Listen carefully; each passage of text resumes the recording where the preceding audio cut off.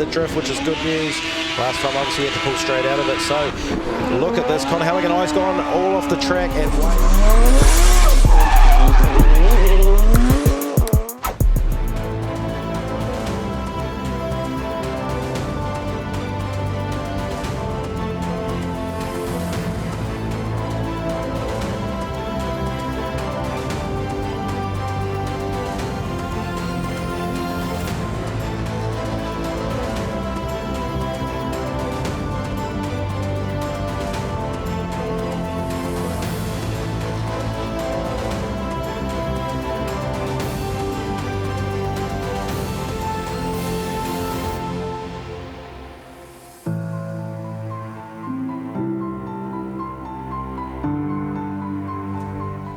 Q Circuit, Chris Amon, Q Fielding in Manawatu. Welcome to Repco D1NZ, and it's round number 4, the second leg of our doubleheader here in the mighty Manawatu, which has turned an incredible day weather-wise. Sunday in the sunshine, how good does it get? And look at the crowd over here. They have turned out in their number. Give us a wave, folks. Come on, you ready for some D1NZ?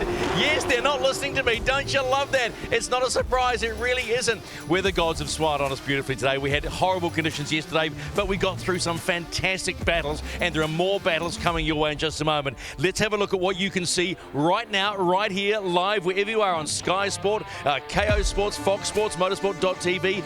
Coming up in just a moment.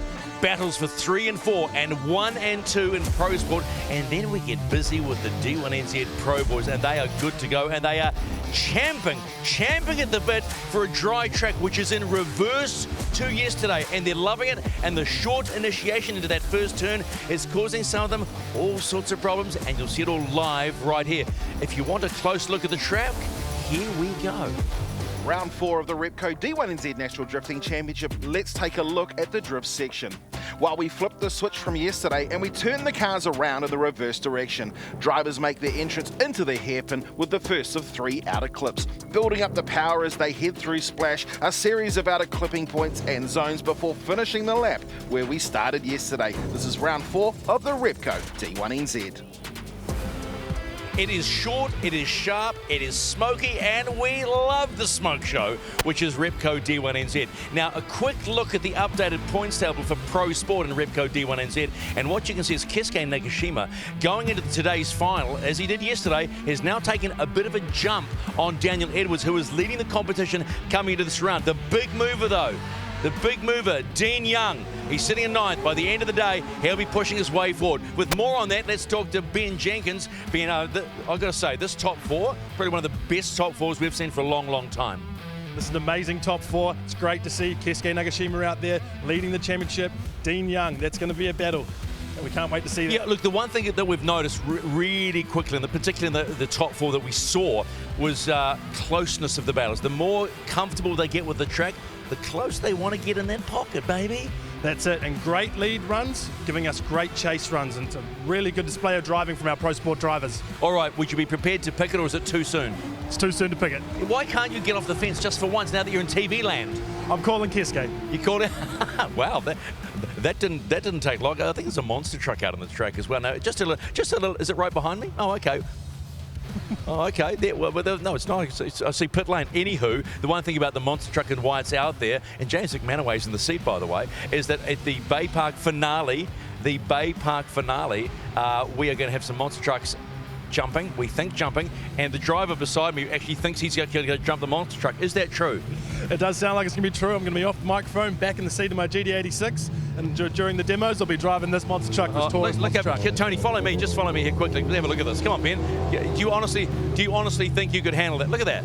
Amazing. Look at that thing. It's a childhood dream. What, childhood? Look, there's James McManaway. Look at him. What scares me is how big that is, and if you go over a jump and get it wrong, what happens? James McManaway looks like he's got some VVIPs in the back there, treating them to a bit of a monster truck lap down the front straight of Manfeild Circuit. Do you think it brings out the inner child in you? Definitely does.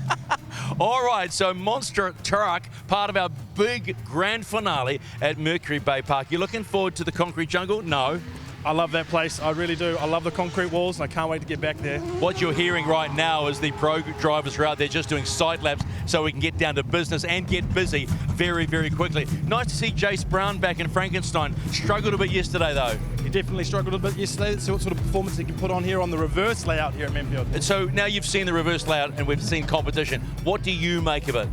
It's going to be an epic afternoon of battles. You're going to see a lot of cars in the pocket. We might even see some contact with these pro drivers and maybe a few 5-minute calls. We don't want the 5-minute calls. We just want them to get on and do those battles. Do you think the area of... Look at, I'm sorry. Look at him. Look at the smile on McManaway's face. But that's what this is about, right? This is about fans getting involved, and D1 does it better than anyone else, I've got to say. They get the fans out there and they put on a smoke show.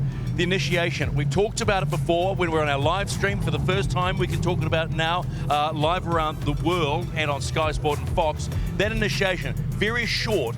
What's the key to getting that right? Getting your gearing right, like we said earlier, it's short and you have to be all go by the end of that start chicane, and the chase car needs to be right on that lead car as they initiate. Man, there's people just gone off here right now. I'm starting to get a little bit excited, and also all the fumes are starting to take over, I think, as well. Let's get up to the commentary team, and Steve, I've got a funny feeling about today. I think it's going to go off.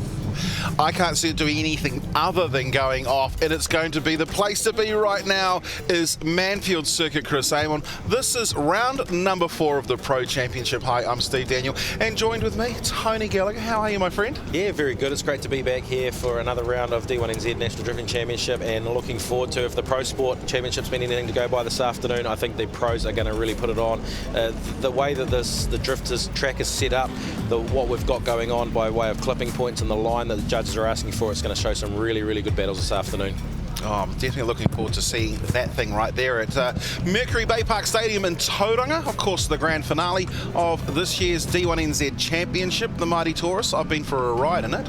But look, let's see where the ride came for Dean Young and Keisuke Nagashima. It started with a battle over Daniel Caldwell in the Link Top 16 before heading through with a win against Aidan Daly. From there, he managed to pick up and beat good old Adam Whitehead, and he's in the chance to win outright with Keisuke Nagashima. Keisuke Nagashima's road started with Daniel Krinkle in the top 16. He went through to take out Braden Mayer in the top 8. Then Keisuke took out Daniel Edwards, who was sitting second place in the championship. So a massive, like in the grand scheme of things, Keisuke to beat Daniel on his quest to pick up the D1NZ Pro Sport National Drifting Championship. That is really, really important for him. Well, obviously, one thing that's very important is the championship points, and Keisuke Nagashima sitting on 314 points with Daniel Edwards on 272. Now, it's 100 points to win. He needs to have a gap between himself of, I think it's 114 points. I don't think he can do it this weekend. So Dean Young, the other one as well, he's sitting back there in 8th position on 179 points. So as he goes through into that final, he's going to get some very valuable points too to get right up in here. Probably see him grab a top 5 position, or Dean Young, after this weekend, and heading into Bay Park as well, the final round, as we see Adam Whitehead heading in on track against Daniel Edwards. Adam Whitehead in the Plan B Hydraulics 2JZ powered Nissan S14 out of the Hawke's Bay versus the Horizon Tyres 180. That is Daniel Edwards. They go down to Hoki, who will say, "You are okay to scrub." So of course this battle for the 3rd and 4th spot. One of these guys will step up onto the podium for round number 4. And here's Hoki giving the direction into the scrub box. So we've been told for many, many years that we've got to wait for McManaway, James McManaway, and we're doing the same thing again right now. That's what the delay's been. Him getting that monster truck back down pit lane. And of course, he's got something else he's got to do today, and that is drift in the top 24 battles for the D1NZ Pro Championship. And there he is, making his way back into pit lane. Thank you, James, for getting out of the way. I see that there are two different speeds you can drive down that lane, and he could have gone down the slow lane. No, he's gone down the 40. Well, this is the battle for 3rd and 4th. We started about 11 o'clock this morning with the Pro Sport Championship, building them up now to being live across New Zealand, Australia, and the world. We'll start with our 3rd and 4th battle before moving on to our battle for 1st and 2nd place. Dean Young, Keisuke Nagashima. That's the big one of the day, but right now it's between these two here to find the final place on the podium. Daniel Edwards has had a fantastic season so far. He'll be wanting to take the top spot, but to do that he's going to bank some points, because the best score he can get today will be 3rd position. Is he going to do it?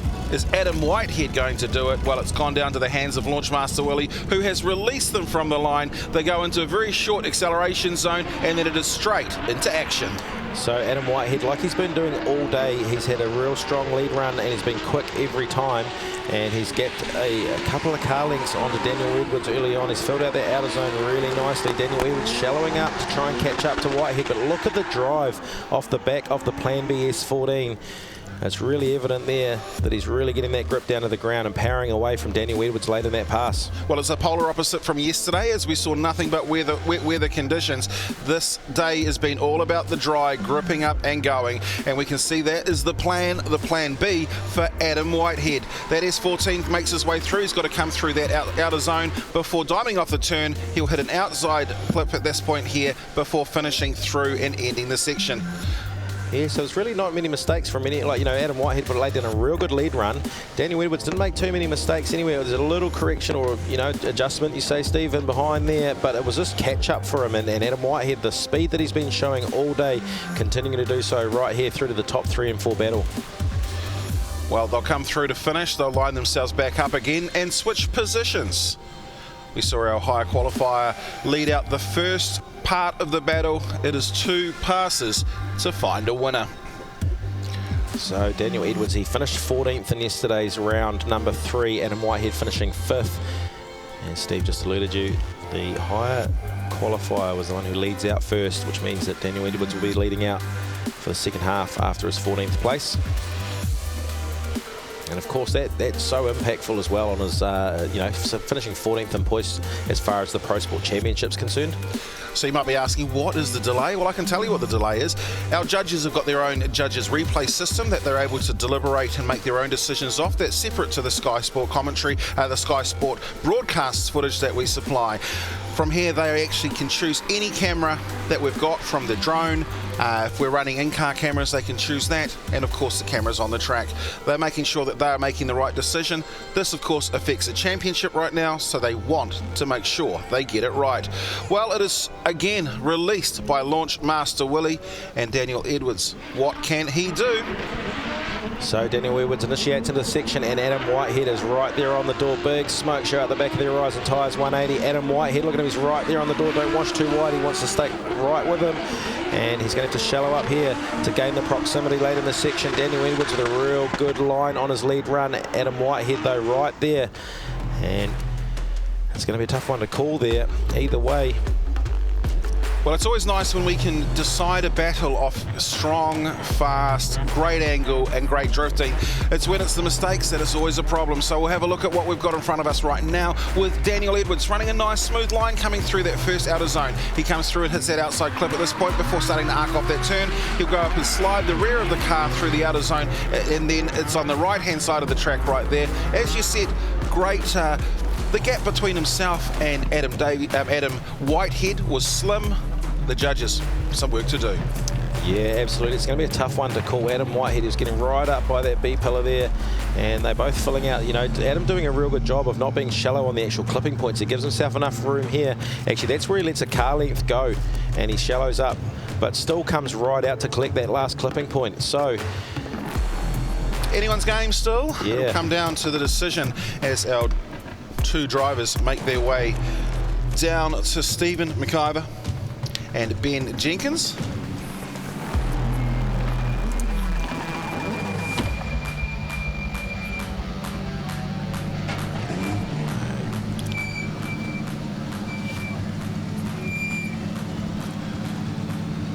Okie dokie.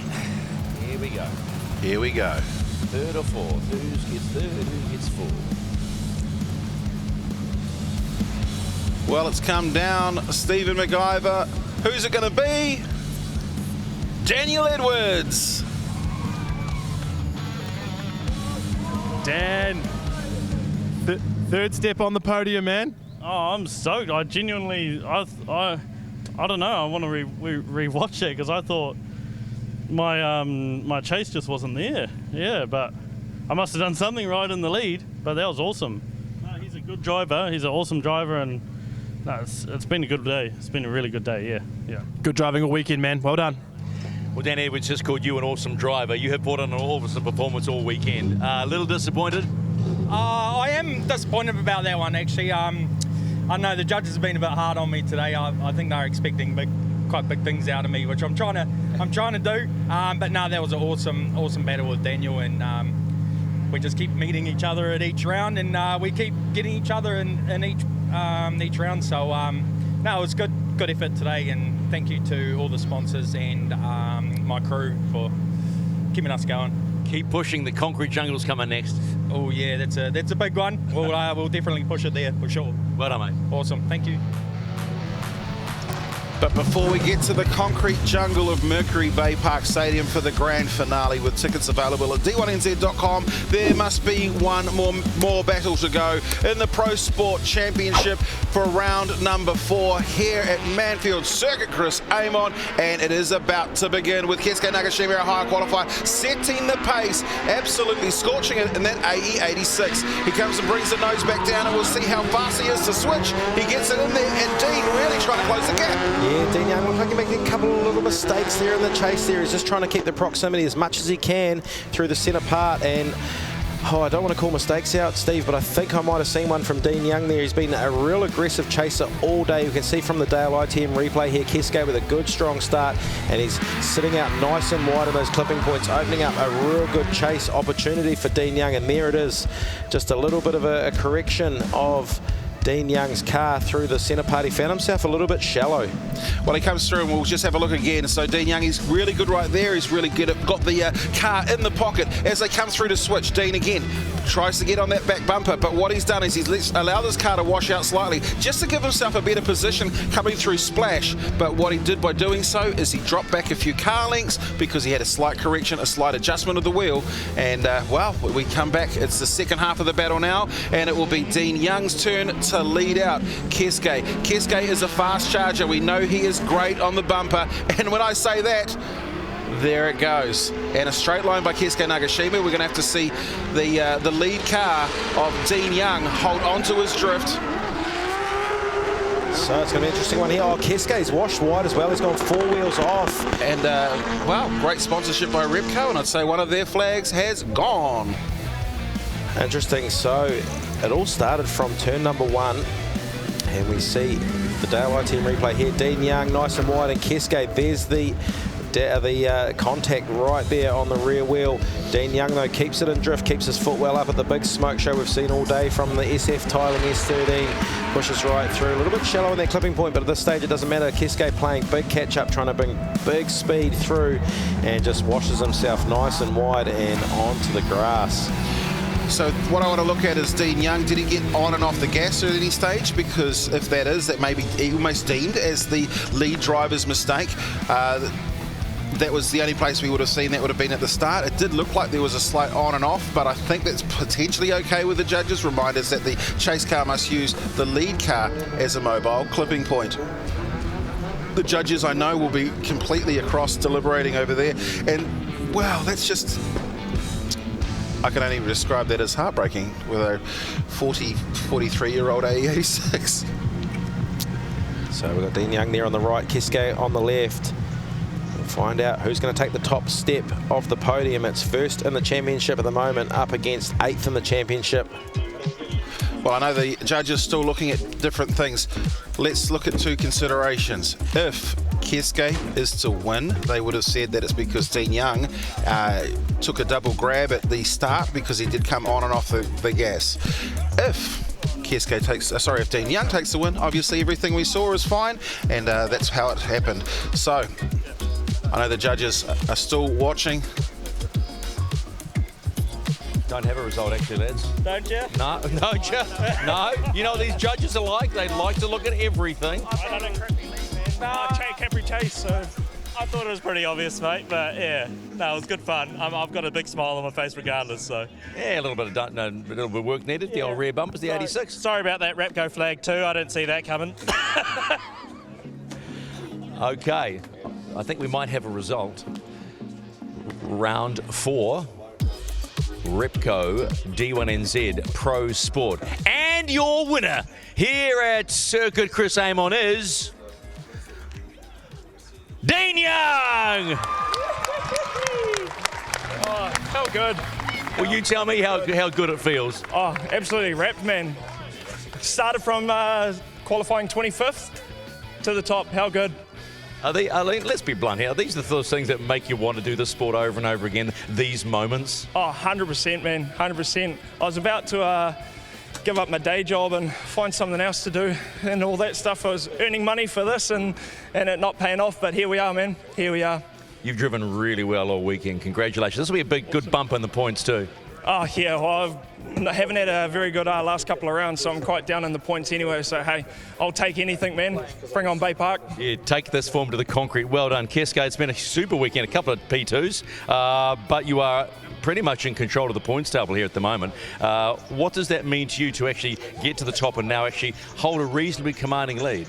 Yeah, I mean, this is my 3rd season in pro sport, and I really wanted to show what we can do from a, very old car, kind of old technology, talk about the driver and focus on that, and, like, it's just phenomenal. Like, realistically, that chase, I just wanted to give the crowd a bit of a show, and I think we accomplished that a little bit. A little bit too hard on Dean, sorry about the door, mate, but and sorry for the team about the bumper, but overall, just absolutely phenomenal weekend. When does the pro class start to want to bring you in? Yeah, I mean, I would love to do pro at some point. If I can get the backing to do so, I'd love to jump in and get in the hot seat with the big boys. All right, go over there and get ready for the podium presentation. So let's do the podium presentation, shall we? This is for round 4 of Repco D1NZ. And it has been an absolute cracker. Presenting 3rd place will be Keith Lewis from D1. And in 3rd position in the Horizon Tyres 180, that's Daniel Edwards.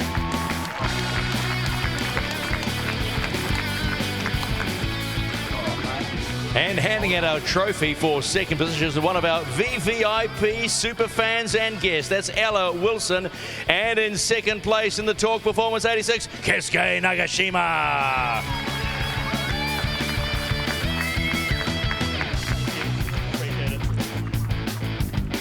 And your winner of round 1, the trophy presented by VVIP superfan Tim Mackay in the SF Tiling S13 with the biggest smile on his face right now. Here comes Dean Young!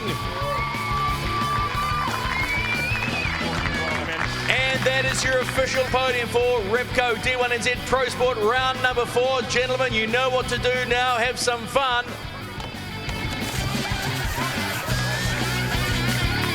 And now let's take a quick look at the points table as we're getting set for the pros, which aren't too far away. Well, here is the points right now with Keisuke Nagashima moving into 314 points. That is only 34 in front of Daniel Edwards. Adam Whitehead, he's taken a bit of a jump as well, up to 260 with Daniel Smith on 207. Zach Zayden on 202. Dean Young there makes the jump from 8th position up into 6th. He's now on 199 points. Isaac Aldridge on 192. Matty J sitting in 8th place on 186. In 9th place, we had Justin Patterson on 173 and Ryan Parry on 163.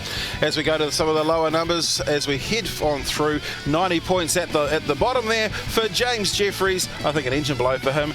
29 different drivers in the D1NZ this season so far. It's exciting times. The next piece of excitement, of course, is going to be when we head to Bay Park. Stephen McIver. Yeah, I know, man. And Bay Park, I'm super excited about it because there's a little bit of fear that comes with Bay Park, right? And of course, it's the concrete walls, but every driver loves it. They love the challenge. There's still a big challenge to come in just a moment. We start the build-up towards round 4 and the pros in the top 24 battles. They've got a hard act to follow because the Pro Sport crew all weekend have done the job. We'll see the job get done shortly. Stay with us wherever you are around the world. We're back with Repco D1NZ, the pros live.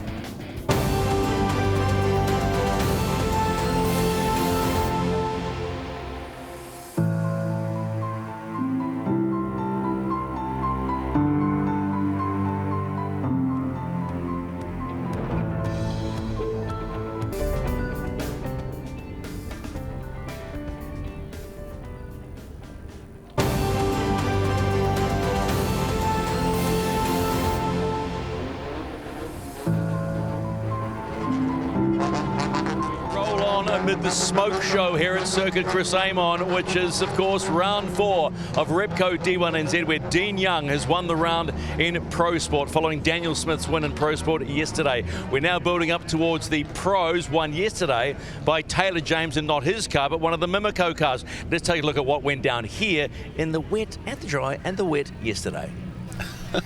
I don't know if there was much dry, but there was definitely a lot of wet as we see Johnny Latham. This was one of the first battles of the day between himself and Jace Brown, and great to see that Vital Tyres 07 back. Also great to see Johnny Latham back as well.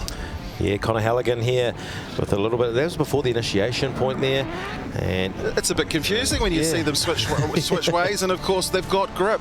Well, no grip for Kurt Blackie, struggling out there on track. Of course, we're used to saying that's Luke Fink, and hello to Boston, Tiana, and Scarlett watching at home in Australia. This is James McManaway.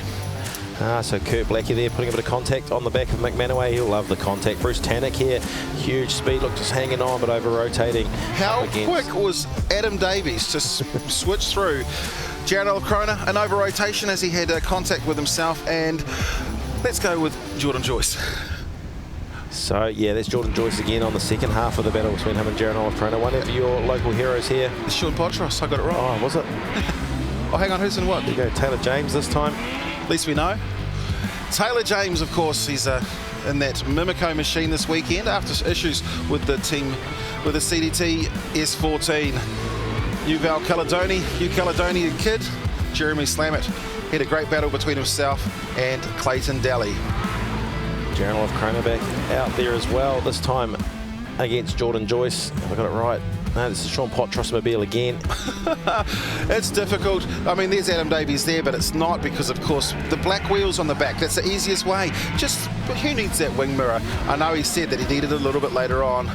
Poor old Sam West, another dog of a weekend, dropping the left front wheel, and a bit of a ding in that Origin Lab S14 of Dave Steedman.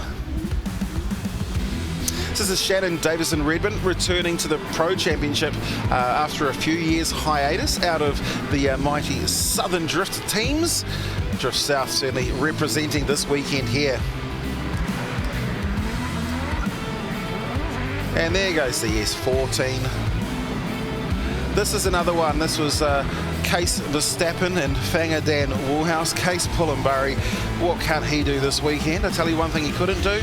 Win the round yesterday after going, I think it was 6 in a row. Well, the speed started to pick up, and a little bit of contact as well between Luke Fink in the JDM machine and, of course, Adam Davies. Luke Fink last year in Adam Davies' car. Was it last year? He won it. No, he didn't. It was the year before. So the Unicorn getting lent out again this weekend here at Manfeild. Circuit Chris Amon, Michael Thorley out there. No, Michael Thorley enjoying his drifting. Changes I hear next year, he'll still be there, but maybe the drifting program will be getting a little bit larger. Well, Taylor James was pretty difficult battling out there with the young man from New Caledonia, Shannon Davis Redmond. He had a great drive as well. Well, Go Loco on there, and that is Case Pullenbury. He managed to take the win on, but this one here was not to be for him. That engine cutting out. He looked in a strong position, but essentially threw it all away. Case, bit of work to be done overnight. I'm sure the car will be back into perfect condition. This was Jordan Joyce. And Luke Fink. Luke going, I'm just going to make the outside pass. Get out of my way. Everything is dry for Luke Fink. I don't think that wet track underneath is something he even knows about. Well, it came down to this. The S14 of Jordan Joyce. And right now, I think this is the S15, isn't it? No, that is the 14. They didn't make it easy. Dave Steedman, Jordan Joyce. This was a great battle. We saw battles all over the track. I think the battle yesterday was just holding on to the track, but it came down to the final. And Taylor James versus Jordan Joyce. Third place would go to Luke Fink. Second place to Jordan Joyce, but there could be only one winner, and that winner yesterday for round 3 was Taylor James.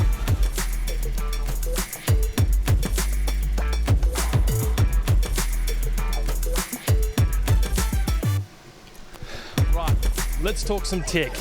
We've got a 235 radial tyre that we see our Pro Sport class limited to. This is a street style tyre. You don't normally see these on many racetracks or things like that. This is the 235 radial tyre that they're limited to. Any size under, and it has to be a radial. It cannot be a semi-slick on the back of a Pro Sport car. Moving on to the Pro tyre, limited to a 265 size tyre, and this is a semi-slick. Like we said yesterday, look how soft it is with my nail. I'm pushing down on that rubber, and these tyres, these particular tyres, are some of the best in the world, the Tri-Ace R1. Now, Pro tyres, let's see some pros out on track. Oh, that's what I've been waiting for, and there they are right there. This is always so confusing. If it wasn't the elite performance cars with the S14 and 15, now it's these JDM cars, because we've seen Luke Fink driving that all season. Now it's the boss, James McManaway, essentially a local. I think it's from Whanganui. But he's going up against this machine right here. Parts Trader on the side door, Lexus on the back, and a Hartley Engines and Motorsport 1GZ under the bonnet. That is V12 goodness, twin turbo, and it's been dialed back to just an even 1,000 horsepower. It is 1GZ V12 versus the 6-cylinder of McManaway. James McManaway in that beautifully presented R32 Skyline. It's been around the clock now a couple of times. This car, Jaron Olive Kroner's going to chase him down in the Lexus now. He's fallen himself behind straight away as Olive Kroner, so he's had to play catch-up from the get-go. James McManaway doing a good job through the first turn, pouring on lots of smoke, but here comes Jaron. Jaron Olive Kroner really trying to close up that door. Gets on the gas again hard. McManaway, though. Now, where was the finish of the circuit? Because McManaway looked like he potentially had a wheel drop as well. I mean, it's okay to do it in the monster truck in the pre-show, but come on, you can't do it now. So we'll take a look at the Dale ITM replay, see what happens there. Pause on the angle, pause on the smoke. It's just about out to that outer zone, does McManaway, and doing a good job up in front in that Skyline. Olive Kroner comes through to close that gap right up as well, and yeah, just... I think there's a blue cone on the left-hand side coming out of Splash. Splashes, we'll tell you where Splash is shortly. So great angle by James McManaway. Just wondering what happened here for... managed to retain and hold on to his drift for Jaron Olive Kroner. Maybe needed to drag a little bit further. One thing is if you do get gapped, and that's definitely a wheel off just prior to that blue cone, which I think may indicate the end of this section. Yeah, so we had those Repco flags there before that Keisuke Nagashima kindly removed. Well, okay, 5 minutes. So there's been a 5-minute call for James McManaway. So he'll make his way back to the pits, shoot down that little escape road there in the JDM R32 Skyline, and Jaron Olive Kroner backs up off the line. And interestingly enough, yeah, it'll be interesting to see what James will be able to catch up, hopefully with him down in the pit area with the boys.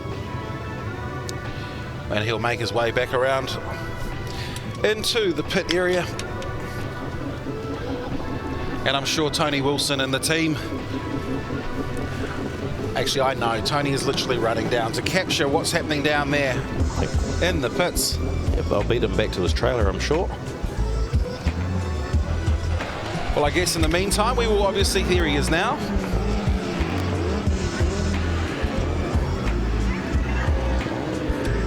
So the team straight in there. So the bonnet's opening up now.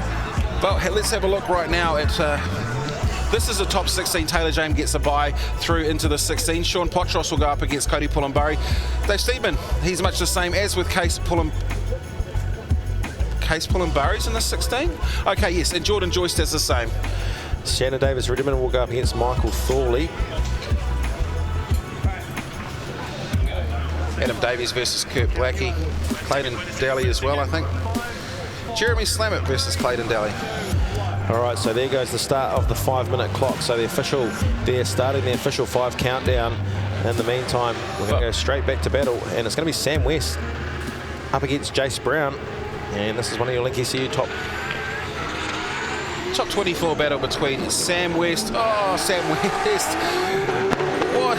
That is a close. That's all about proximity right now, isn't it? So good to see Jace Brown back as well. That car's looking fantastic, as always, in the bright green. A bit of pink and blue accents on it too. Vitor tyres on the side of that. The supercharged 1UZ of Frankenstein. It's always, Jace is a great character of the sport as well. Well, he's got an amazing car, but it's Nicky's car. Luke Fink going through the window to find out. Let's go down to Ben. Rightio, the team here, they smashed it out. This clock's still running down. In just 20 seconds, replaced the power steering belt. Luke Fink in there, the teammate, and sending James back out on the field. What did you do? Use the screwdriver. Nice, nice. No, we just chucked a new belt on. We could just guide it on without having to undo everything and muck around. So we don't want to hold up the show. James is going to go out there and kill it. And yeah, go the JDM boys. All right, mate. All right, back to you guys. Thank you very much, Ben. Ben, straight in there. Well, 20 seconds to change a power steering. Yeah, but that's a Luke Fink thing to do. So when he said I use a screwdriver, if you've ever seen a tyre come off, they use a tyre bar, they put it on the machine and the tyre rolls off. He's just done exactly the same thing. He's basically put a screwdriver on there and he's run it around, which has lifted the belt off. Quick to put another one back on, same screwdriver, off we go. Just like that, Luke Fink, speaking of characters of the drifting scene. So Jace Brown, we saw him led out by Sam West in the first half of that battle. So Jace Brown, beautiful new livery for him, which of course belongs to Nicky Brown. Why? Because Nicky said so. Nicky Brown, that might be the car that he drifts, but I'm pretty sure it's hers. Sam West in the chase, and the Jason Overs builders 180 from out of Tauranga. And so Sammy can be nice and aggressive, and Jace Brown actually driving away from Sam in the first corner to start the runoff. He's got a bit of catch up to do. Jace Brown out in front doing a good job, hard on the angle. Look at the angle he's put on there.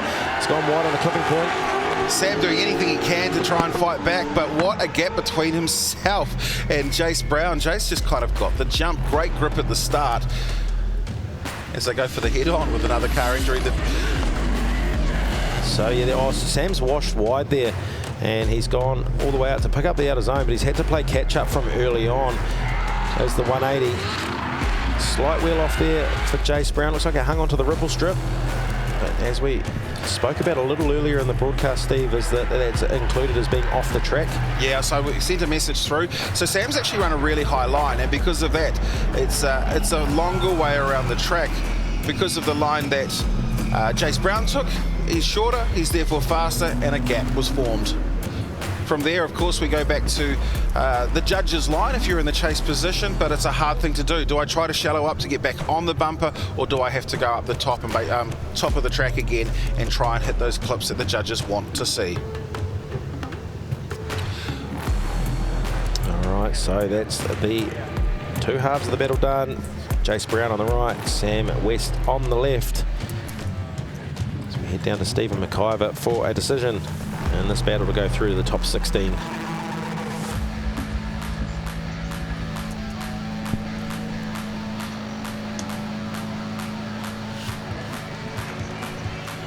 Well, we've got three judges who make those decisions. JT Wharedo, of course, the first ever drift king for the D1NZ. The angle king, that is Andrew Redwood, and one of our best drivers from the South Island, Joel Counter. It flashed up. Did we have a winner? Here we go. What have they decided? Will it be Sam West? Will it be Jace Brown? With 3 strikes in favour of green, Jace Brown takes the win. Mate, it is so nice to see you and Frankenstein back. That must feel so good. Oh, well, that track's hooked up. We're going pretty good. But, yeah, that was hard to call, even myself. Yeah, I'm buzzing, though. That was a pretty awesome battle with Sammy there. I asked one of the team, how many horses have you got on those rear wheels? Oh, we try and run all of the horses. We're just around the 750, but we've got all of the RPM, that's for sure. All right, nice to see you back and nice to see you go through, pal. All good. Thanks, guys. Benny. Sam West, the battle's won and lost in that first turn. Yeah, that's it. That first one's quite a hard one. If you're on the door, you sort of get locked out, but if you give him a gap, he's gone. So I gave him too much of a gap and got left behind. But good driving by Jace, stoked. Just want to thank my sponsors, JOB, RHP, the main one, my wife and kids, so love yous all. Good on you, Sam. We'll see you at Bay Park. Oh, there you go, Matty. He didn't forget about you. So we go back to James McManaway's back out on track at the JDM Racing R32 Skyline for him this weekend, and scrubs up those tyres to line up against Jaron Olive Kroner in an extremely unique beautiful sounding V12. That engine, of course, designed, developed and made here in the Manawatu by Nelson Hartley, son of Brian, brother of Brendan. Well, here we go. We'll see what sort of line Jaron Olive Krona takes. Hold on to it, Jaron, because right now you have to finish the lap. Jaron comes through and switches. Of course, what we see in drifting is if the chase car has to bail out, the lead car still has to set a lap. If it's not, it would be considered 0-0. I guess now the judges have got some thinking to do. They've got to actually look back at Jaron's run from the first, from his first battle. What happened here? So there's the initiation from Jaron, and James McManaway just trying to close that proximity up, and at this point here it just seems to lose the back end of the car. Jaron washes wide, drops a wheel off. And from here it was a case of needed to maintain his drift. Comes through and switches, drags that RCF Lexus around, running a nice line to come through and finish a safe run, but a run that may be worth the win. So yeah, McManaway just he initiated quite all right, and for whatever reason. Well, the only thing I could think of is that maybe he's got onto the lock stops. Only potentially one wheel off. That one's fine through here. We'll go up and see what happens at this point. Again, fills that or just runs the white line that indicates where the car needs to go. Finishes past that blue cone. So we're going to say not a 100-point run, but should be enough. From there we have to go back to the previous run.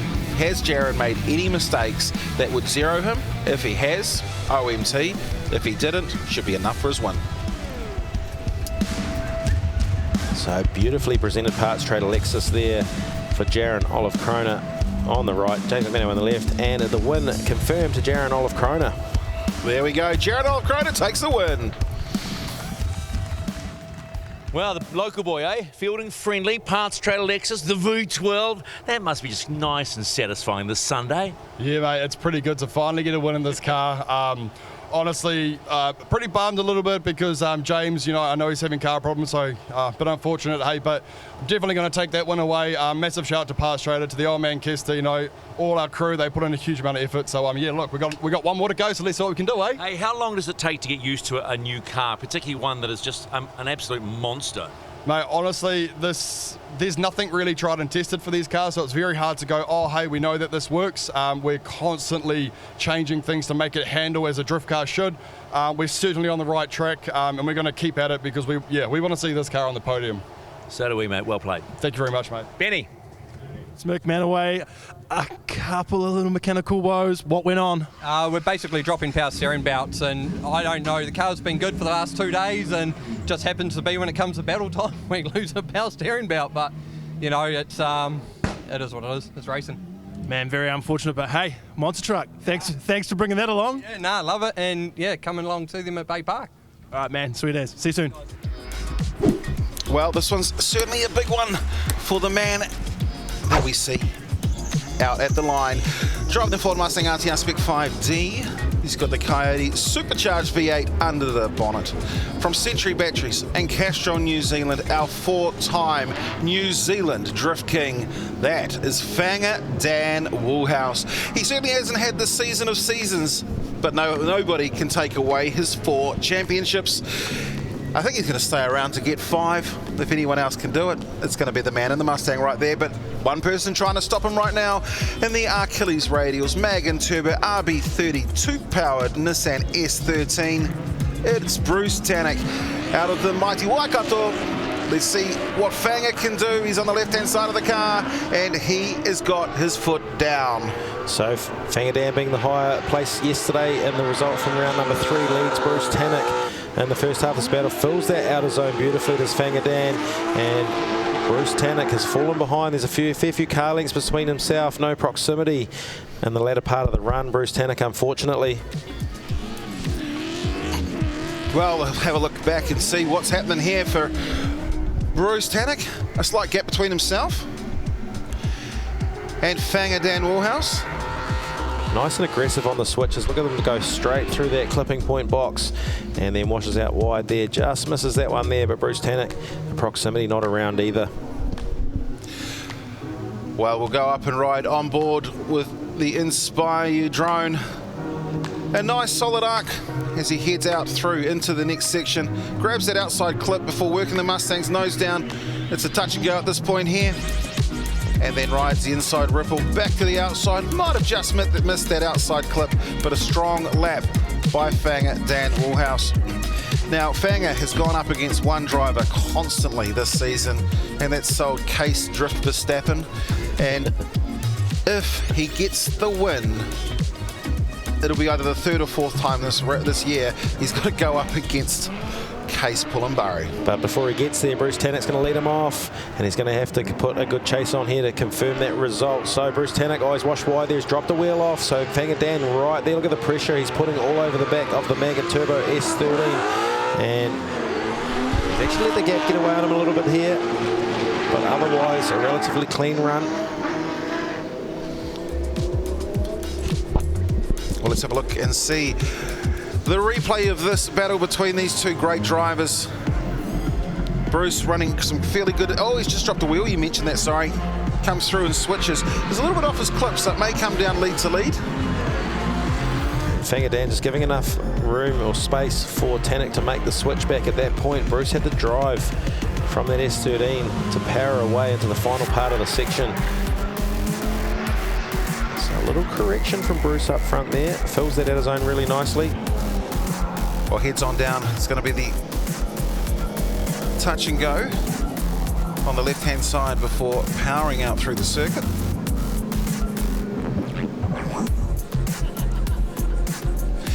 Both of these drivers will head on down. Like you say, Steve, might be a lead for lead, chase for chase variation here that the judges have to look at. If they got a decision, we're going to see Bruce Tannock pull up onto the right-hand side. Achilles S13 and Fanger Dan Woolhouse on the right-hand side. The winner of this going through to face Case Pullenbury. And your winner will be Fanger Dan Woolhouse in the Castrol Century Batteries Mustang. Mate, you beat your mate Brucey. Oh yeah, mate. You know, we're all teammates in the garage, and I knew it was going to be a tough one. You know, Brucey's he's got a quick car, and we've been fighting all weekend, but I think we feel good, and let's take the next couple of battles as we go. You've got a quick car, Mr. Fanger. Yeah, no, we've managed to work a couple of things out, and these new Tri-Ace R1s are just absolutely amazing. We've got like all the sight bite that we never had before, you know, even after winning a couple of championships, but so it feels amazing. Good luck in the next one. I can't call you Mr. Fanger because it sounds wrong, but I'll call you Mr. Tannock.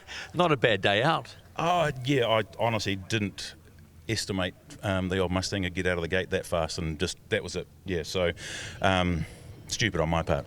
Oh, come on, but you're such a part of this family in D1. We love having you out here. Where do you think at times you need to get better? Oh, that was just simply I needed to put my foot up. As soon as I saw him get through the cones, I was like, I said to myself, you idiot, because I thought I had, you know, you kind of think they're just going to stall a little bit and car length at the entry, and then that's too much, yeah. And then when you get in the smoke in the second switch, you're just kind of hoping, so you feather the throttle a little bit, so. No, that's right. I mean, hey, you go down to a 4-time champ. It's not a bad day. All right, mate. Well, going down to a 4 times champ, not a bad day. Certainly enjoy having Bruce Tannock back. We haven't seen him for a couple of seasons now, and it's great to see him back out enjoying the drifting bug. Of course, as we mentioned, poor old Fanger. The only person he seems to go up against in his top 24, top 16 battles these days is Case Pullenbury. Now look at this thing here. Oh, I thought we might have seen a bit of squirt of nitrous out the front end of Johnny Latham's car. Johnny Latham in the genuine E46 is the M3 BMW, and it is at all the power in the world. This motor here is straight out of a NASCAR. You'd expect to hear the word Chevy or Ford. No, this is a Toyota Racing Developments NASCAR engine, and it has so much power. Yeah, Johnny Latham there leading out Connor Halligan, and a good, the flames look so good out the side of this. We'll take another look on the Dale ITM replay. You can see the flames spitting out the exhaust there of Latham. Pause on the angle. Look at the smoke show that comes out the back of the BMW. Connor Halligan though in the pocket there, getting out of the smoke. It leaves enough room for the pitch there, and the proximity from Halligan, look at that, really good right there. Latham fills out that out zone really well as well. Good run in the first half of this battle. So this car of Johnny Latham, he is literally, the second he puts it on right there, we are talking a NOS bottle getting emptied the whole way around the rest of the lap. Why has he got so much smoke? Well, Andrew Redwood would probably tell you, because he's done the same for many years as well. The use of a beautiful substance. One of the few championships that we have globally that allows that, but drifting is definitely one of them. In the passenger seat of the car, essentially, well, it's not in the seat, it's in a proper bracket on the passenger side. There's a beautiful NOS bottle, and every now and then he purges it, and it just screams out happiness. Well, he's going up against Connor Halligan, as you said, in the Jason Overs Builders McKinstry Roofing. This car is pretty cool as well. It's a Toyota 1.5 JZ.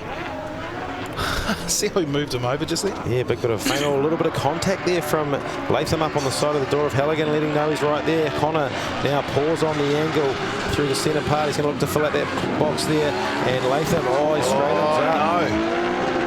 So, is that a big enough mistake? Was that caused by Connor early on? It was a big feint to start with, the big Mungie sort of switch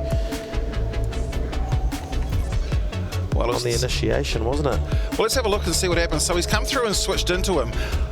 I thought that they were allowed to clutch kick into that turn. I didn't think that they were allowed to, weight transfer. And then that one there, I'm assuming it was straight, but hard to see from that angle. I guess if we drop right on board with the Inspire You drone, this might be the telling factor. So he's definitely had to move out of the way. He has, yeah. You can see the movement of Johnny Latham. He has to shift over to the right before he actually gets a chance of initiating. So he was almost forced over by Halligan, a bit of a taunt almost. And there's the straight line there and a re-initiation from Latham that you can see from the Inspire You Media drone footage. So interesting to see what the judges will have to say about this one as they will deliberate about this decision. I'm sure we'll be able to find out as well some information as the day goes on. But it is at the moment looking for the decision between Johnny Latham and Connor Halligan. Connor Halligan there pulling up in the S14, and Johnny Latham will pull up to the right hand side. Seeing if we do have a decision from our judges, Andrew Redwood, Joel Counter and Jarius Wharedo. And they've given the decision. It's going to go to Connor Halligan.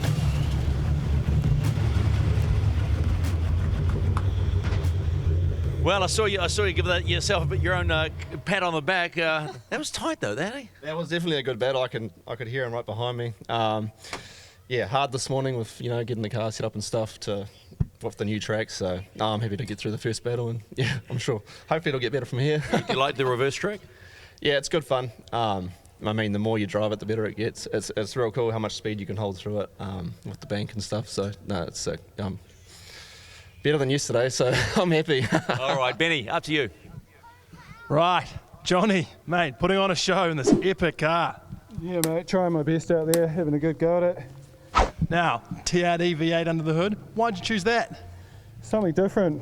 Yeah, good power, good revs. Pretty much that's what got me into it. Bit of inspiration from Carl Thompson and his build as well, so yeah. Good to see you back in the field, man. We'll see you soon. Thanks, man. Appreciate it. So we said a bit of inspiration from Carl Thompson. Carl, come back for the grand final.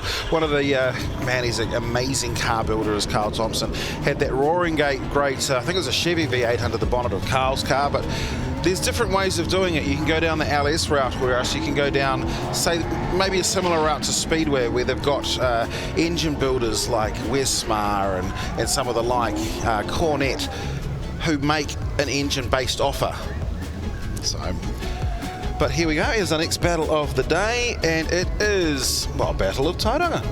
Yeah, the final battle of the top 24. We're looking for Adam Davies up against Kurt Blackie. It is a Rotary versus LS, and Adam Davies leading out the Wolfie A86 of Kurt Blackie into the first corner. Adam Davies has got some work to do after finishing 14th yesterday, and he's got that 20B Rotary screaming through there. Kurt Blackie, look at the proximity, he's closed up there, shallow right through there to get right up on the door. Nice aggression by Kurt Blackie.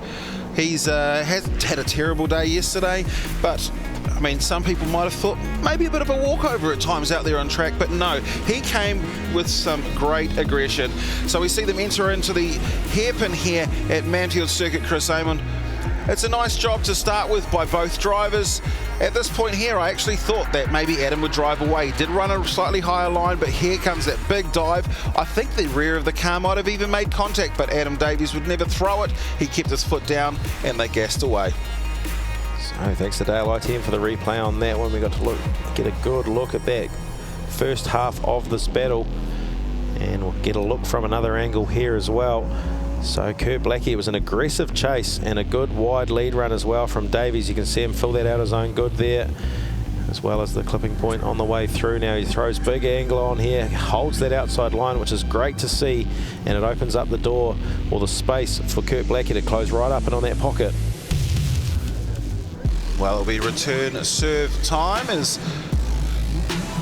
Blackie gets ready to lead out for his half of this battle as the Riker 24/7 Mimico. It's a 20B rotary under the bonnet of Tauranga's Adam Davies. Which way is it going to go? So Adam Davies turned to chase and showing us that he can do the proximity just as well as Kurt Blackie. Kurt Blackie straightens up a little bit on the way to the end of the line there. It's going to be a close one to call. Well, that was definitely one of the better chases we have seen today. We've obviously watched the Pro Sport Championship before us, and that was very nice to see. One of the differences between the chase that we saw of Kurt Blackie's and Adam Davies is at this point here, he actually kept the nose down further and was able to fill that outer zone before switching through. Blackie wasn't able to come all the way out to that box on the left-hand side to fill it, but very clean, a nice looking run. Yeah, it looks like it's got more drive from the 180 as well. Kurt Blackie was smoking up the tyres on the way to the initiation point, and you can see the proximity there, but also, like you say, Steve, filling that outer zone real good in the chase position. And Blackie a little bit shallow, which means that Adam Davies had to pour on a little bit extra angle towards the end of the section there, and it might be a slight advantage to Adam. Well, Kurt's certainly enjoying the battle between the two. You can see the hand out the window, tapping the roof, saying thanks man, that was pretty damn cool. Of course, we saw that car and its other guys taking the round win here yesterday, of course with Taylor James driving the 13B version. But there it is, 1, 2, 3 strikes, Stephen MacGyver. We are going down to see Adam Davies.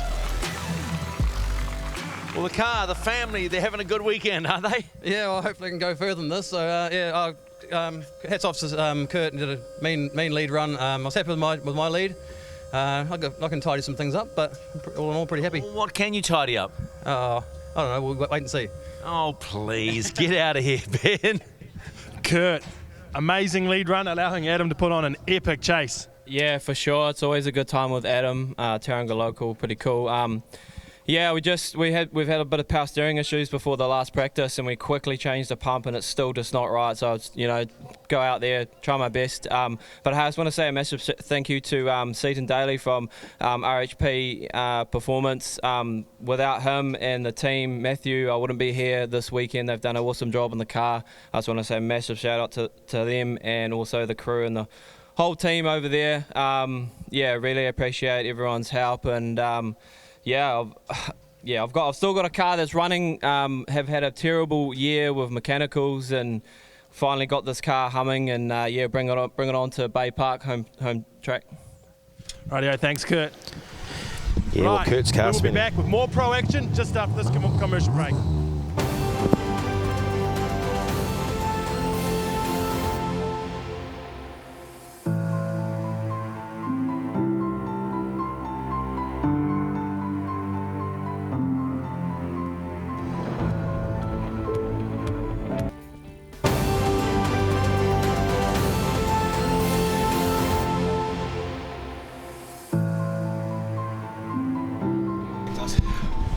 Well, welcome back. This is round number 4 of the Repco D1NZ National Drifting Championship. We're at Manfeild Circuit, Chris Amon. And this, wow, I thought it was Adam Davies, but who is it? This is yesterday's round number 3 winner, Taylor James. He is in the Mimico Napa Auto Parts 180 SX powered by the 13B. The Unicorn is nicknamed, and he's going to go up against the V12 of Jaron Olive Kroner. It is the Link ECU top 16.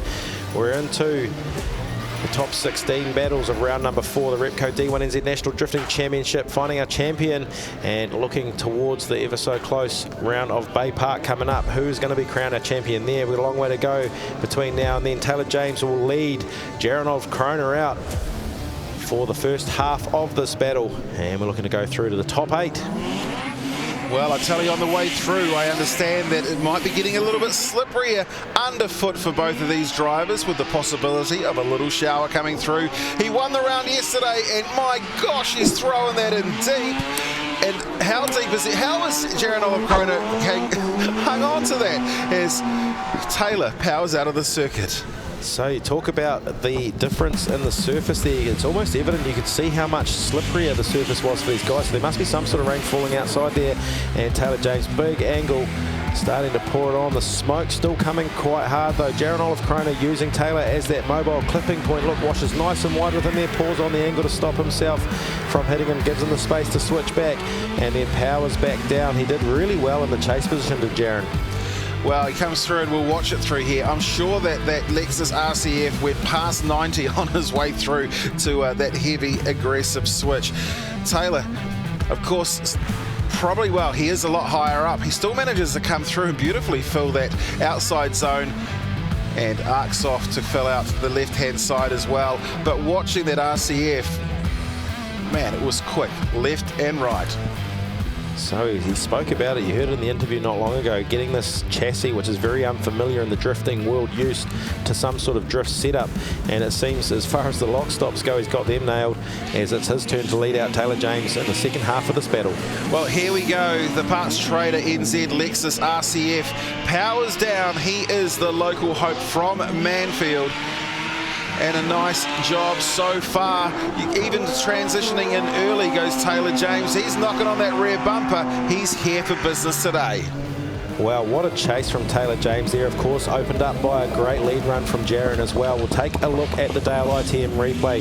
Jaron Olive Kroner there, nice big entry. Taylor James, he is right there. Look at the proximity as mere meter there. Jaron fills the outer zone really well, comes through there as well, and Taylor James is right there. He backs off, throws on the angle, lets him switch, and then just gets on the power, and the proximity is second to none. Jaron fills the outer zone as well, so it's a great lead run. Can we see this, the water spots on that camera actually, Steve? Yeah, the moisture starting to build up out there on the track. We're hoping that it's going to be quick and that we're going to just see it pass through. Now, of course, one of the things that we've seen with a lot of the Team DSR cars is they are all running some pretty special tyres. I'm not sure if Taylor's running what he normally does, but these Tri-Aces are very, very good. I know Dave and Adam are. I know last year was all about the Bolinos for Taylor James, so this year I think we might have seen a switch to Tri-Aces. Yeah, I actually popped out of the pits a little earlier, Steve, and swung by a few of the pit areas and noticed those Tri-Aces sitting down there and questioned about them. And he said, yeah, the grip difference isn't too much, but in the dry it's certainly different to the Valinos. The Valinos certainly hang on in the wet a little bit better. Well, let's find out who is going to take the victory. It can be Taylor James. Will it be Jaron Olive Kroner, Stephen McIver? We've just found out he won it yesterday. He's trying to do it again. Taylor James. I got to ask this question, Taylor. Are you busting to go to the loo? Because you came out there so fast and that chase was so fast. What's going on? I mean, that was a mega run. Yeah, no, it was good. A few little mistakes. It started drizzling a little bit, and I thought, you know, don't let it get to me, just full send.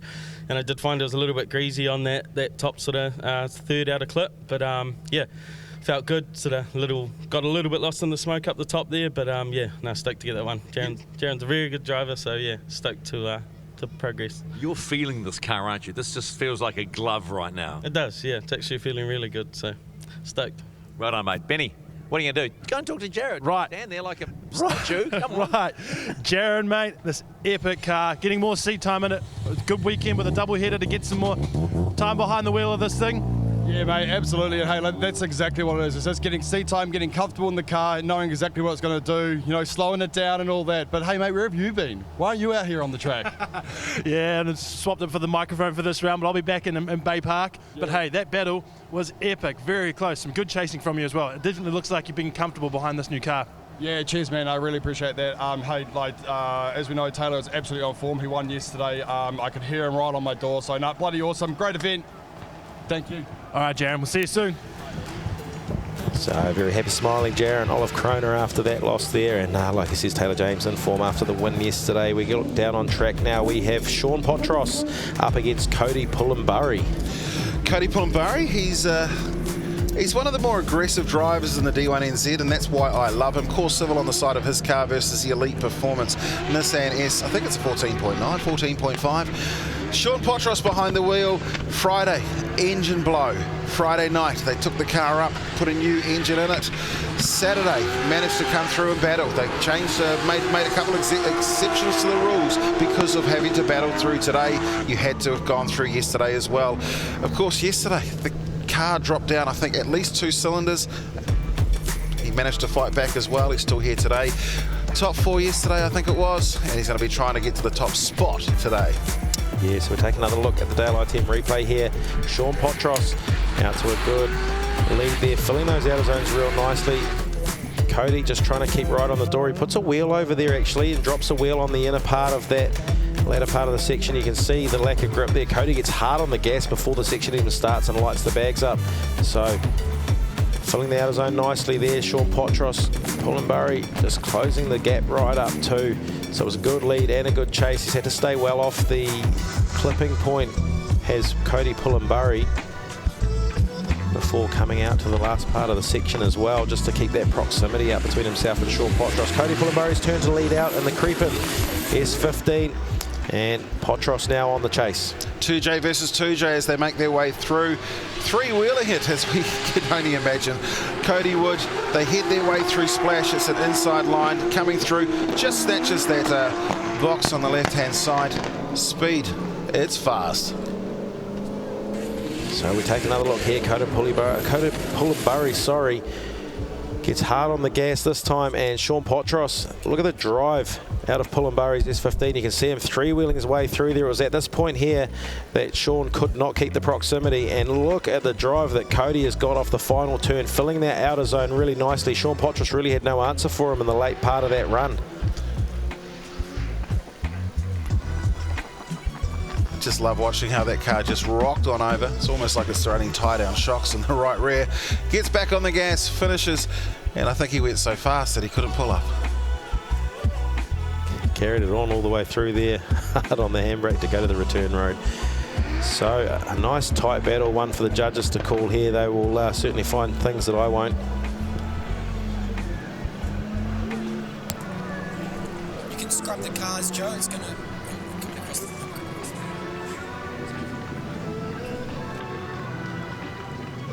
So Sean Potros makes his way back into pit lane on the right-hand side. Cody Pullenburry on the left, looking for a winner of this battle in the top 16 to see who goes through the top 8. They will be up against Taylor James. Will it be Sean Potros on the left or Cody Pullenburry on the right? It's going to be one more time. We're going to see them battle again.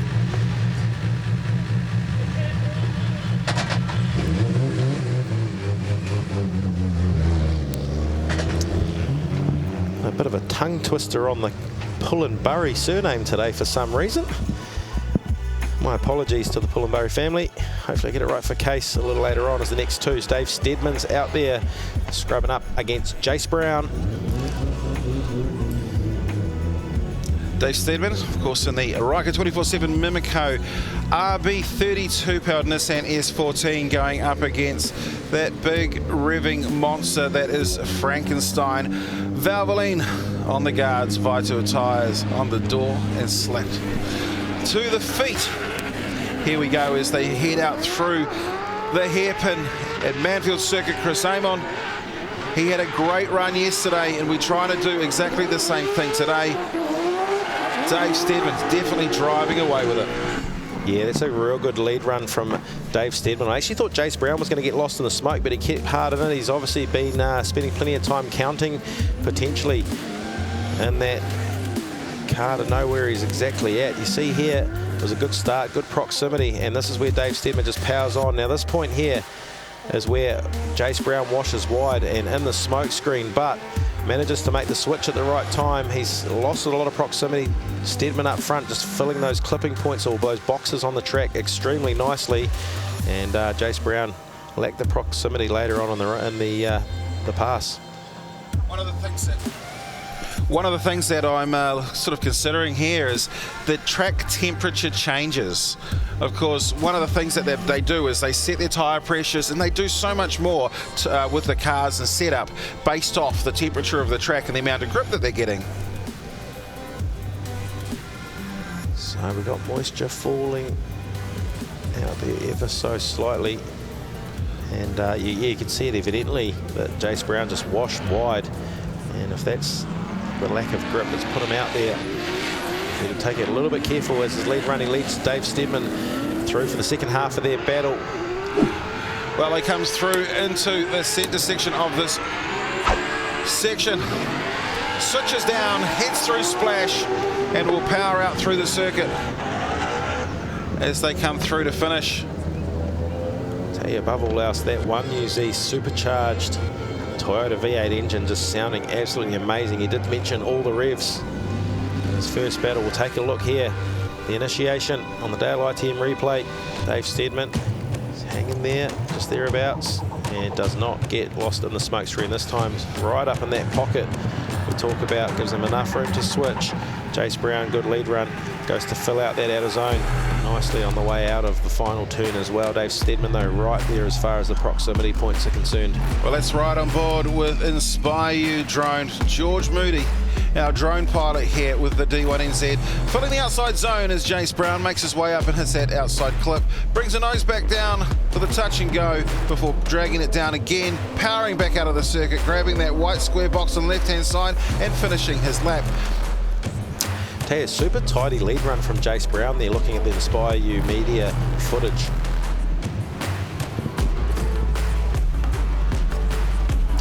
Well, let's see if our judges have made a result, have had a result. Andrew Redwood, Joel Counter and JT Wharedo all say that they're going to go unanimously to Dave Steadman. Mr. Steadman, what did you have for breakfast? That was an amazing chase. Oh, that felt really good. Yeah, I don't know really what else to say. That was heaps of fun. That was awesome. Epic. Where you're going through, I can hear you still got the G's work going through your body. But oh yeah, still shaking. I'm loving it, man. We'll see you in the next one. Oh yeah. Hey Jace, those battles, both battles, they were lit. Oh man, having a ball. So we're trialling a new Vita tyre at the moment, and yeah, it's a bit of work out there, a bit of wheel work. So no, I had a ball. Thank you Valvoline, thank you Vitoa, thank you all our sponsors, and we'll see you at Bay Park. Ready to go home, see the kids? Yeah, they'll be jumping up and down, yeah, Kenzie and Asher. And thanks Manfeild, man, crowd, like, yeah, you guys are just, it's real cool to see when we're in, switching and we're in battling and we look up and, see just massive crowd supporting us. So, yeah, pretty cool. Thank you. See you at Bay Park. All good. Cheers. All right, well, it's time for the same battle we've seen the entire season. It's old Fanger Dan Woolhouse, our 4 times New Zealand Drift King. In that mighty Mustang, he's got Century batteries on one door, Castrol New Zealand on the other. In that CTB RTR Mustang, and he's going up against Case Verstappen, Case Pullenbury in the 2JZ Nissan Silvia.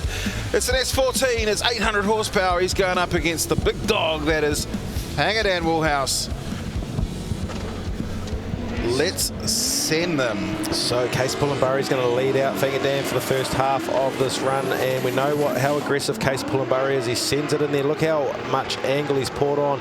Fills that outer zone beautifully. Pours the smoke on as well. Fanger Dan, though, he's right there, giving himself enough room on the switch. Look at the big angle from Case as well through the centre part. Just manages to fill the outer zone on the way out to finish his run. Well, coming through Splash, we'll certainly be looking at the Well, there was a slight correction in there. All right, let's have a look. So, Go Loco on the course, Civil S14, Case Pullenbury. Good angle, not a lot of wheel movement, which is exactly what you want to see. Sets himself up nicely on that outside clip before bringing the nose down. This is the point here. He switches through, and then you can just see a bit of a, a movement with the front wheel. So there was the correction, just a slight, well, I won't say over-rotation, because he didn't go past the point. He did hang on to it. But some just big, aggressive angle fills that box up real nicely, as does Fangadan in the chase. They both fill out that second outer clip as well. So at this point here, there's the correction. And Fangadan, although he stays shallow there as well, falls off just a car length. So good proximity through the most of the run as well for Daniel Woolhouse. All right, well, let's see if they're lined up, ready to go again. Oh, no, they are not. What has happened here? That is Daniel Woolhouse touring back around, and I've just heard it in my ear that he may have called, yes, he has called a 5 minute. It's technical time for Fangadan. What has happened? So, 5 minute bow as such for him. We'll see him come back. We've already seen the JDM Drift team with their mechanical. I'm not a gambling man, but I know he's coming out of Higgins now. I reckon that there's a chance that Case can still beat him into the pits. So we'll see that. Come on, Case. Put your foot down.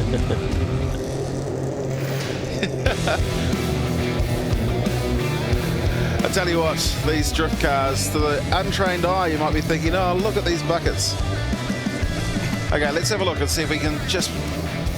Well, you certainly can't see anything that looks wrong with the car, the steering. Yeah. He is coasting extremely slow, really. Like we certainly know he can go faster than that through the pits. Wheel alignment seems to look okay to the naked eye. Oh, look, Launchmaster Willie sitting down on the job. With the hard work that he does, I guess it's okay for us to allow him to do that just this once. Dean Young up in the crowd enjoying the sights and scenes of the Pro Sport Championship. Yeah, bottom right-hand side of our shot, Dean Young. Great result.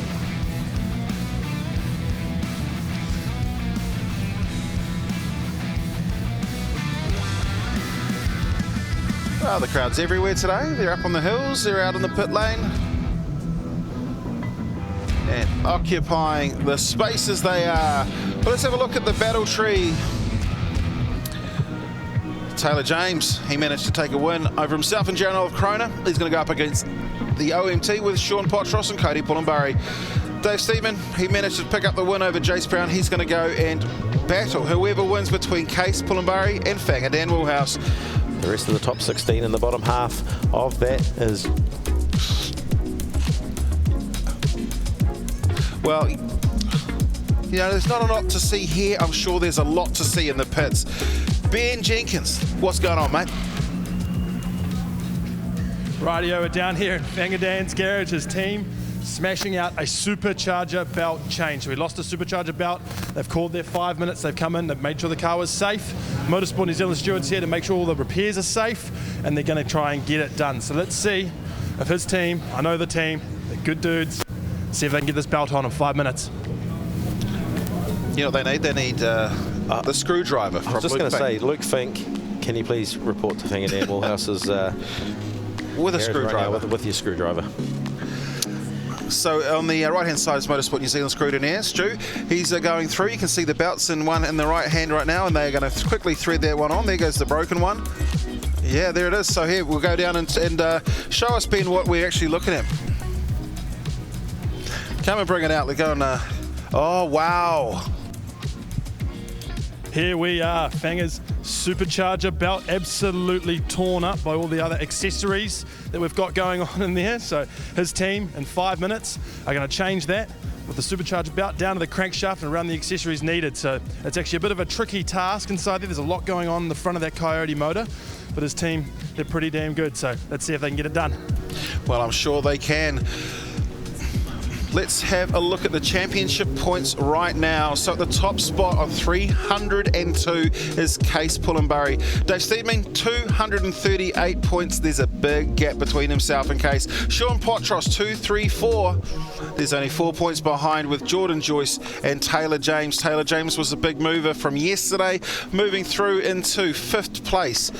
Damn near impossible to win a championship from there with 1 round to go, knowing the points.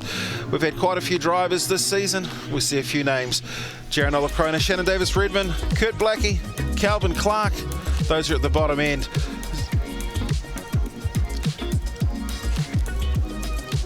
As the crowd watches on. Still got a couple more cars that are heading out shortly for our next battle of the day as we wait for Fanga Dan to see if he can get that car back sorted and back under power.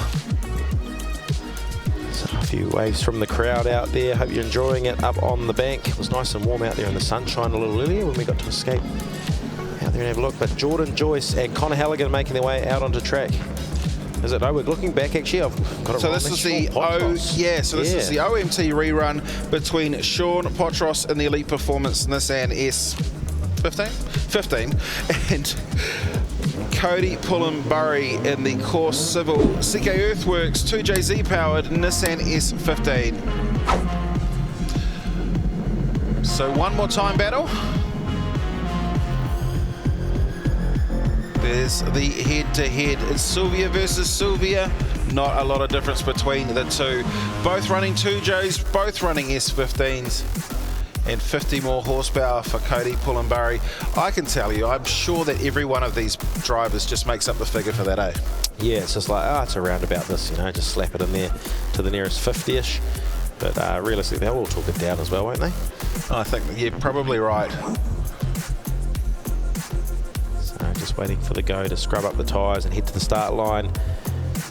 Just trying to find the winner of this battle to go through and take on Taylor James in the top 8.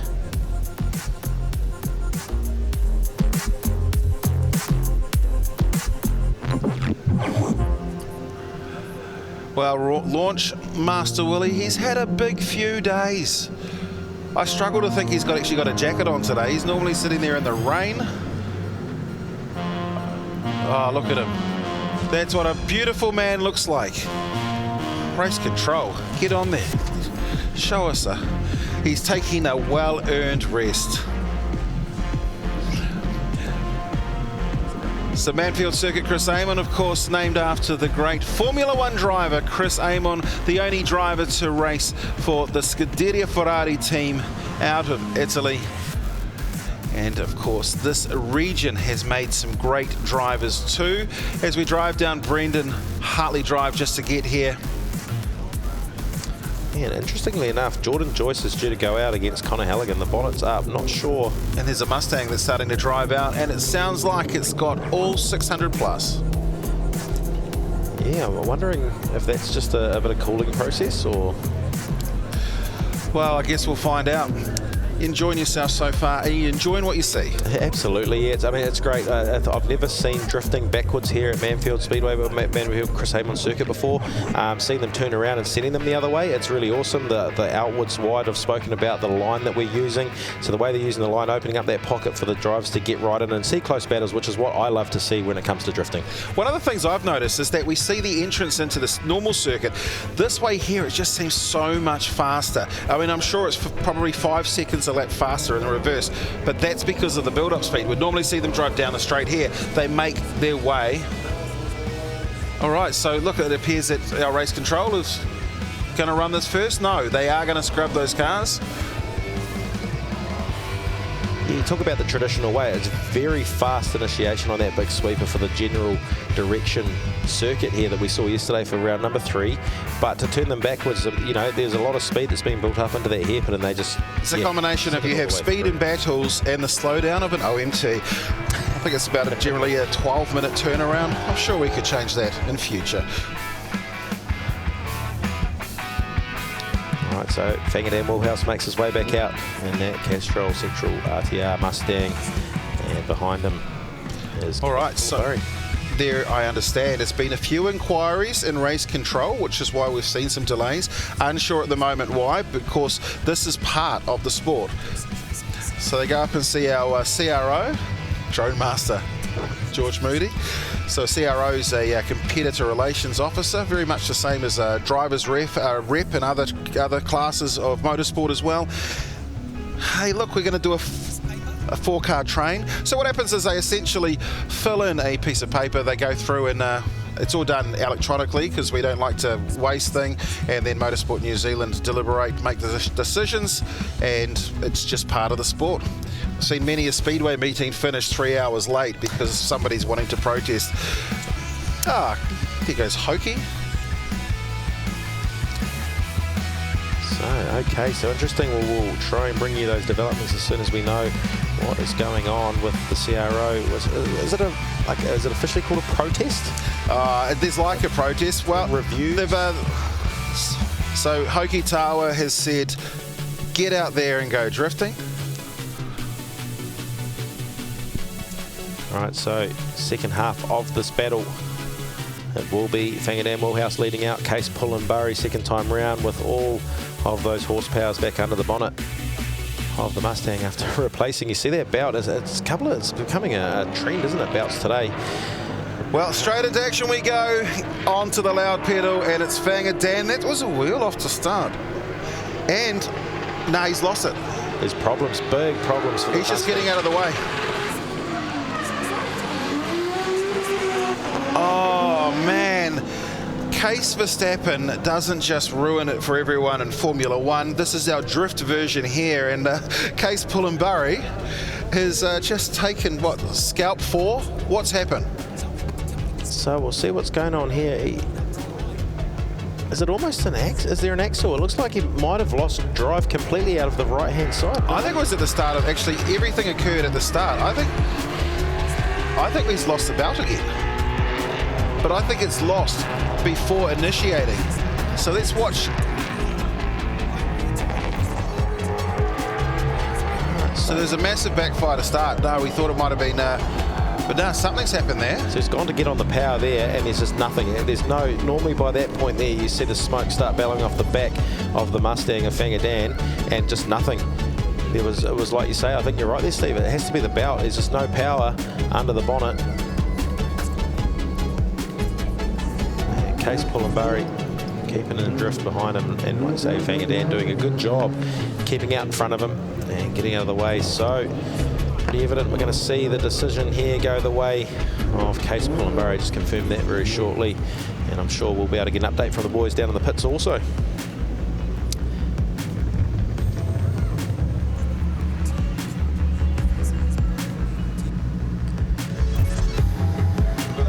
Let's have a look, and 1, 2, 3 strikes in favour of Case Pullenbury.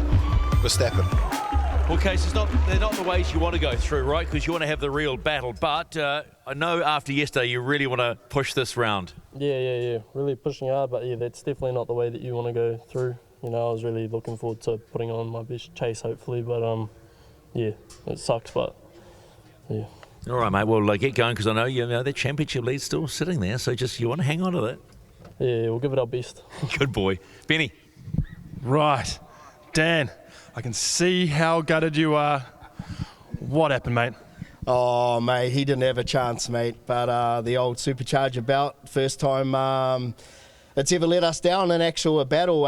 It broke right at the end of the first pass, and the boys did an amazing job, changed it, and for some reason it's broke another one just scrubbing. So I took off from the line not knowing I was going to be able to do anything, but yeah, that's racing, you know. We'll come back bigger and stronger, mate. Yeah, mate, I can see how gutted you are. Everyone probably feeling for you having 2 mechanicals, but we'll see you the next one. As we head back out onto the track, the comment from Whangarei, he didn't have a chance. And I tend to kind of think there's probably a good chance that he was going to do that. I expected Whangarei to graze every bumper and door if they could have joined forces out there. I know he's just sick of what's been going on with him and Case constantly facing each other. But we'll go through, line these two up. So when they were down in the pits before, I've just got news and a photo, they hit each other, these two, in the OMT. Trying to break each other before. Well,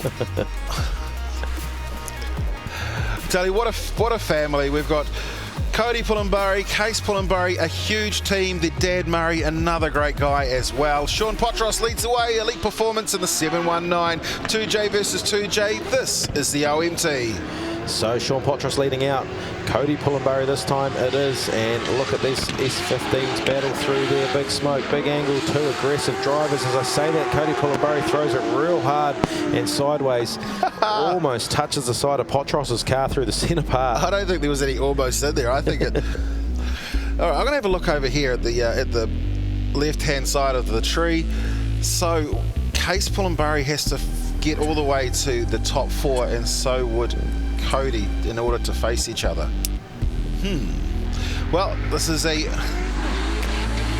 Considering all the issues that poor Sean Potros has had, slight correction, adjustment for Case Pullenbury. There's the contact there. Just a reminder, yeah man, I'm right here. Yeah, so the Daylight Team replay shows a nice wide initiation for Potros and Pullenbury. Look at that right there. There's only a mere inches in it between them. And Cody's shallowed up a little bit. And I think Potros has put on a really good lead run here. He was a little bit shallow on this final clipping point, but Cody right there in the proximity.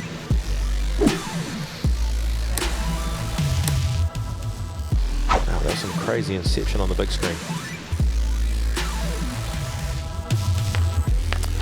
So a beautiful day here in Manfeild. We look to set off the second half of the one more time. Cody Pullenbury leads out Sean Potros this time. Sean Potros is putting the pressure on Cody Pullenbury.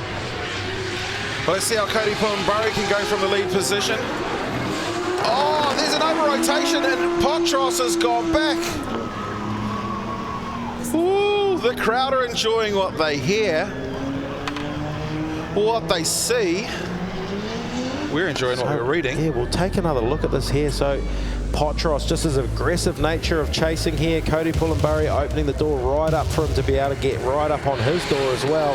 And look at them filling that out zone. This is the point here. Sean Potros knew he had to pile on the angle. And to avoid the contact, he just had to really turn it right up, didn't he? One of the things I look at, Tony, is as we go through and power through this section, if you see somebody like an over-rotation, you look at the front car and you work out, have they done anything wrong? One of the things that I've seen with Cody is all he's done is keep his foot flat and billowed out smoke. There was no on or off the throttle. There was no speed adjustments in there. So I'm guessing this was possibly a Sean Potros mistake. They're going to head on down to the pits. And we shall see what the result is for that one very shortly. And these battles are going to be brewing up to be good, because the winner of this either way will go through, and it won't matter who. Against Taylor James, it will be one heck of a show coming up real soon when we get to the top 8. So left-hand side for Sean Potros, right-hand side for Cody Pullenbury, and the win. Oh, there it goes. It's gone all the way down to Cody Pullenbury.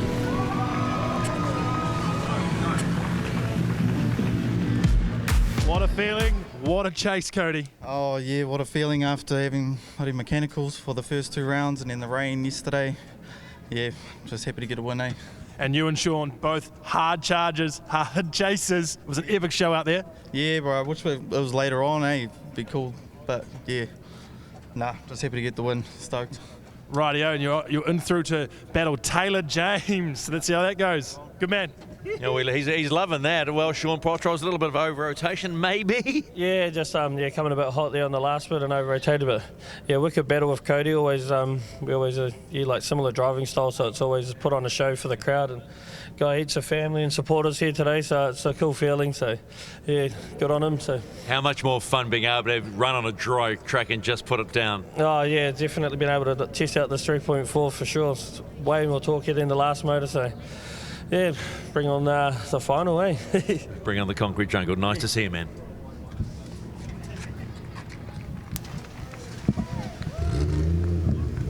So there they go, and we are on. It is on like Donkey Kong here at the moment, and we're just waiting for some more battles to get ready. So stay with us. We'll come back shortly.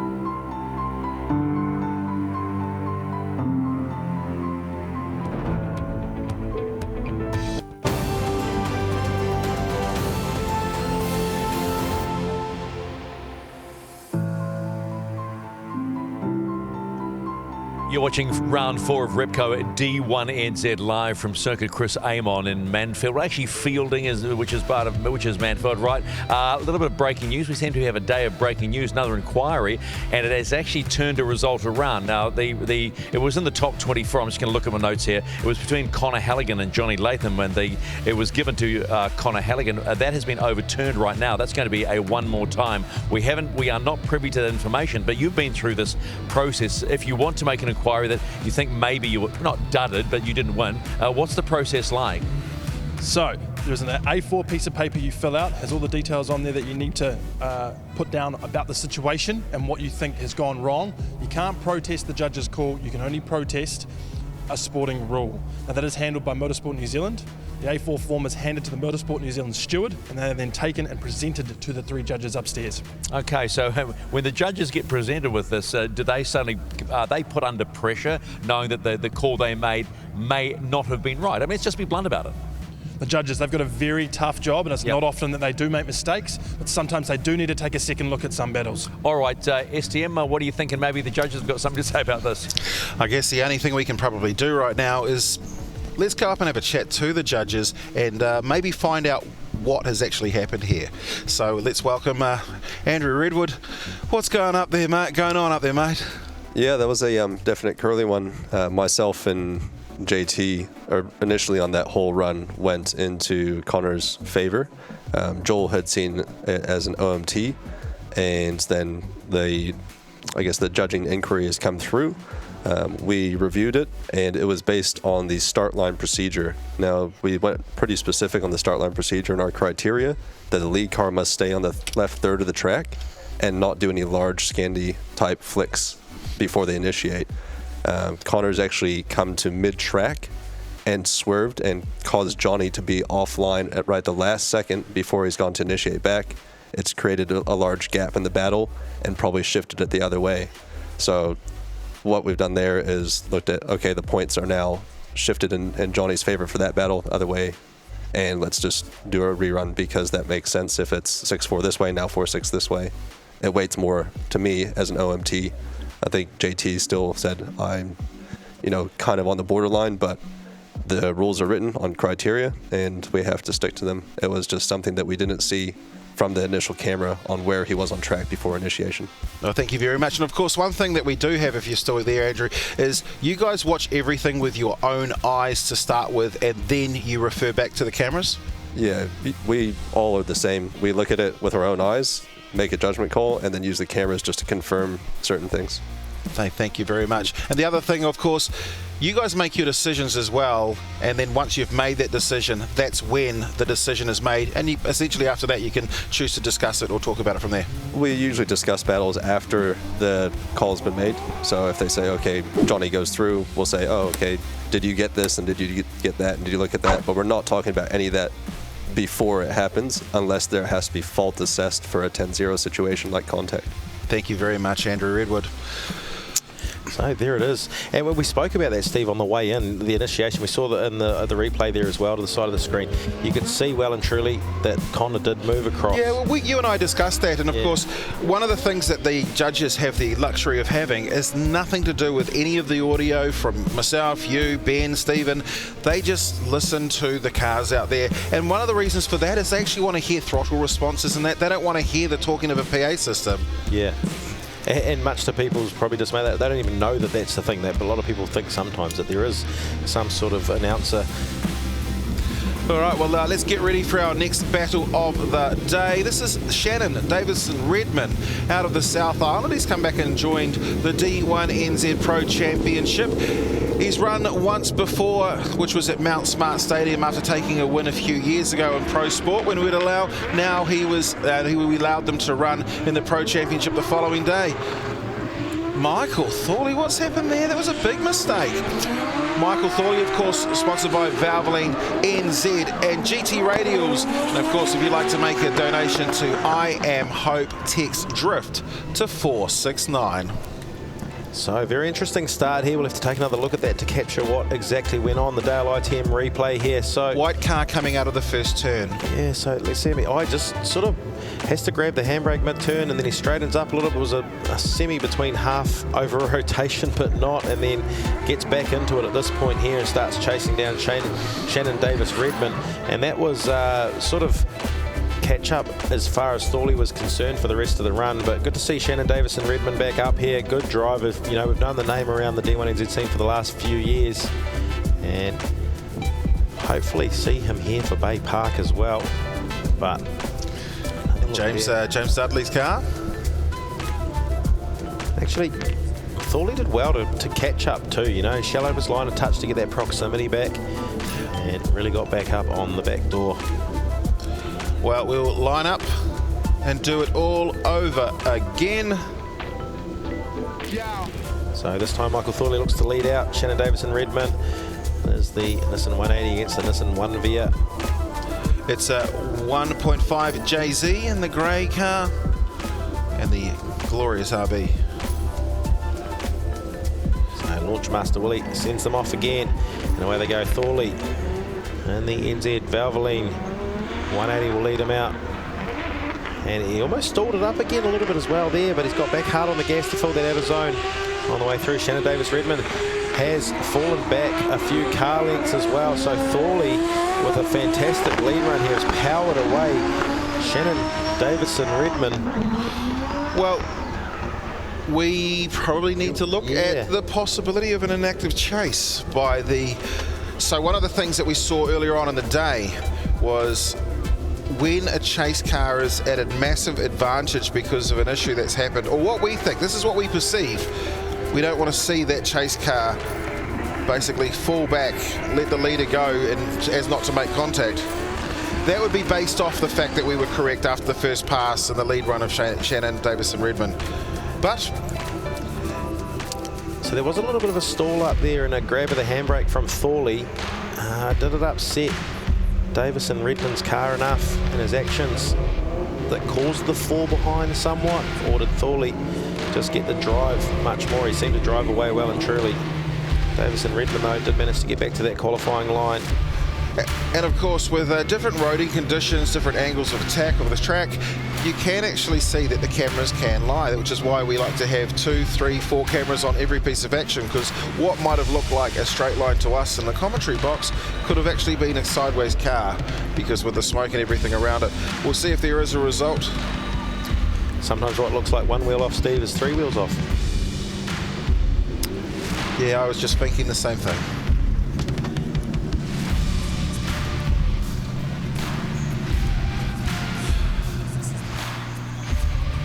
All right, here we go. Who's it going to be?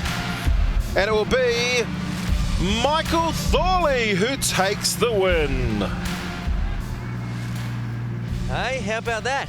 It's a sigh of relief, I'll tell you. Why? Bit of pressure on myself. I haven't won a few battles in a while, so, you know, just trying to do it for the sponsors, for the crew. They're out there pushing their guts off, trying to get this thing going, and, you know, to win the first battle is pretty good, yeah. Guess what? It's going. We're going. We've got to fix some issues, so can the crew get ready? Yeah. That's right, boss. Get on with it, Ben.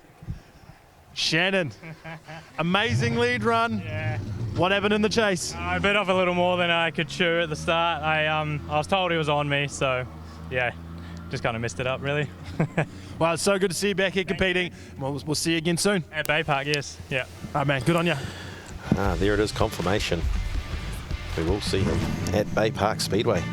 Okay, so what happened here? What's about to happen? This is an OMT, a one more time. The boys getting told that they can scrub by Hoki Tawa down there.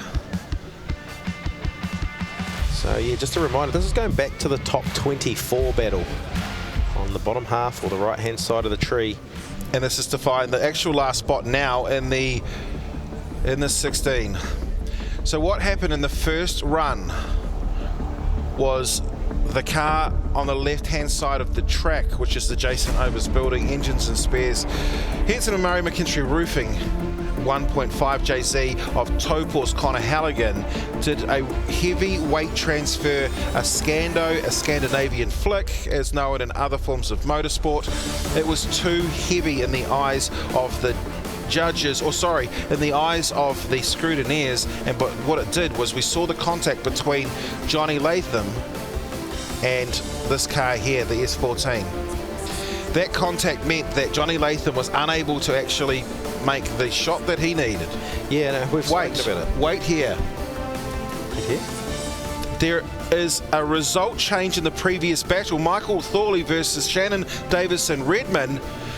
It's actually switched to the left. Shannon Davison-Redman is the actual winner of that run. Wow.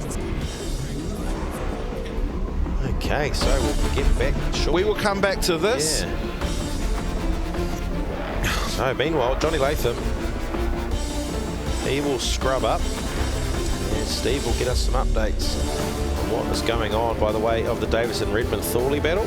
So going back to it, this is Connor Halligan and Johnny Latham. We're looking for the last driver in the top 16 that'll go up against Jordan Joyce in that battle to go through to the top 8.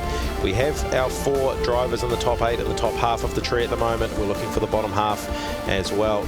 A nice nervous wait for Jordan Joyce to see who he goes up to. It will be a short turnaround for these drivers, or one of these drivers here, as Connor Halligan scrubs up and Johnny Latham's on the line. So yeah, as soon as we get some information, we will try and bring that to you, Steve. Okay, that is possibly my fault, and I'll explain it shortly.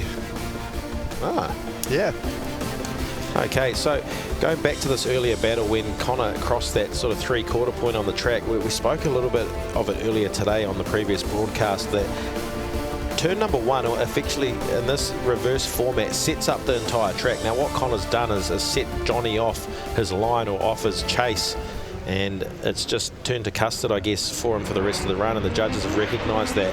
So let's see how it goes. Johnny Latham leads in, Connor Halligan for the one more time. Well, we'll see how they go this time here, and hard on that gas pedal, hard on the NOS as well. That Toyota Racing Developments TRD NASCAR motor is absolutely billowing smoke off those tyres. That is absolutely crazy how much smoke he can make. We'll go take a look at the Dale ITM replay, and it was a good wide start from Johnny Latham as well. And Connor Halligan there closes the door right up on turn number 1. They both set themselves up for a nice run. Look how wide and nice and open Johnny Latham is leaving himself, and that's giving Connor Halligan the chance to get right up on the side of that BMW. Look at the proximity as well. What a battle, ladies and gentlemen, that we have on our hands for here.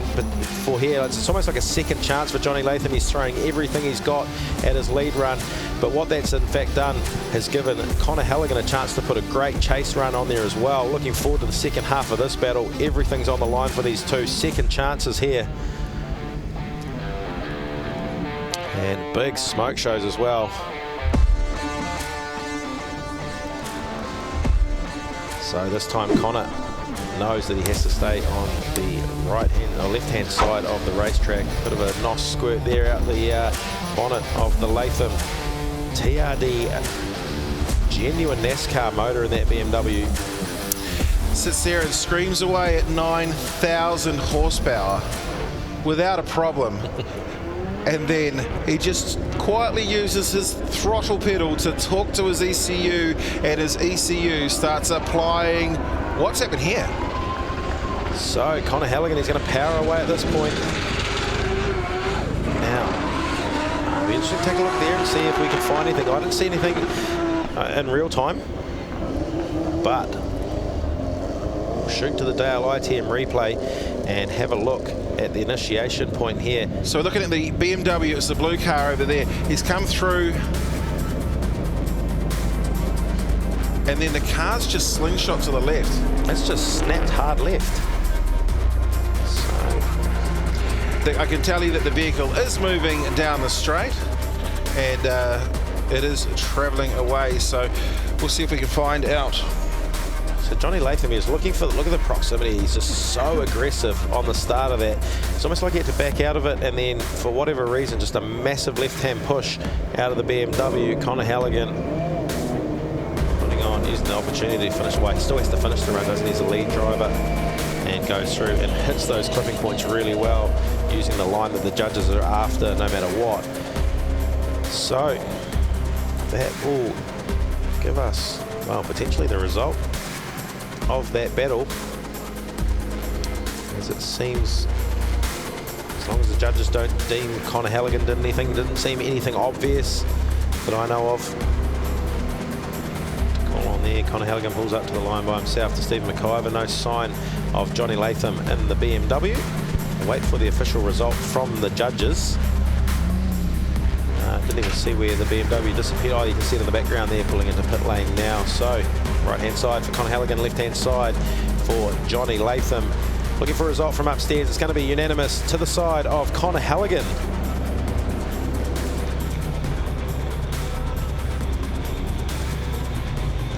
Okay, mate. Had to go again, but the performance you put on was deserving of going through. What do you make of it all?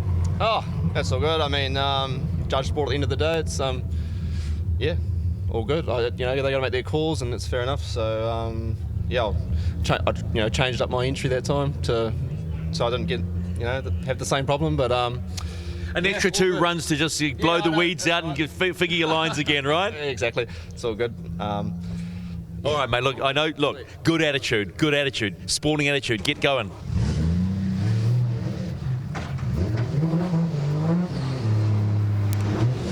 All right, Steve, so updates as far as the battle goes between Michael Thorley and Shannon Davison-Redmond. Well, as I said, I'm going to take the blame personally for that. Okay. Very hard to do it from the commentary box, but I'm going to try. So, I don't know if you're aware, but I have a new job, and my job is I'm the broadcast manager of the Super Sprint Motorsport New Zealand Championship and the D1NZ. It's my job to ensure that there's a whole lot of things such as the technical ability of the devices that talk and to our graphics packages, etc. That was a fault with the graphics, but I can tell you now that I'm never going to allow any of my amazing team to be thrown under a bus. So if you want to be a great leader, you've got to take the lead, and in this case here, I'm going to apologise personally to Michael Thorley, and I will take responsibility for that. Okay, so there it is. So just a as far as a technical blunder went. So yeah, there was essentially a button was pressed, it went through to the graphics and came up here on our screens.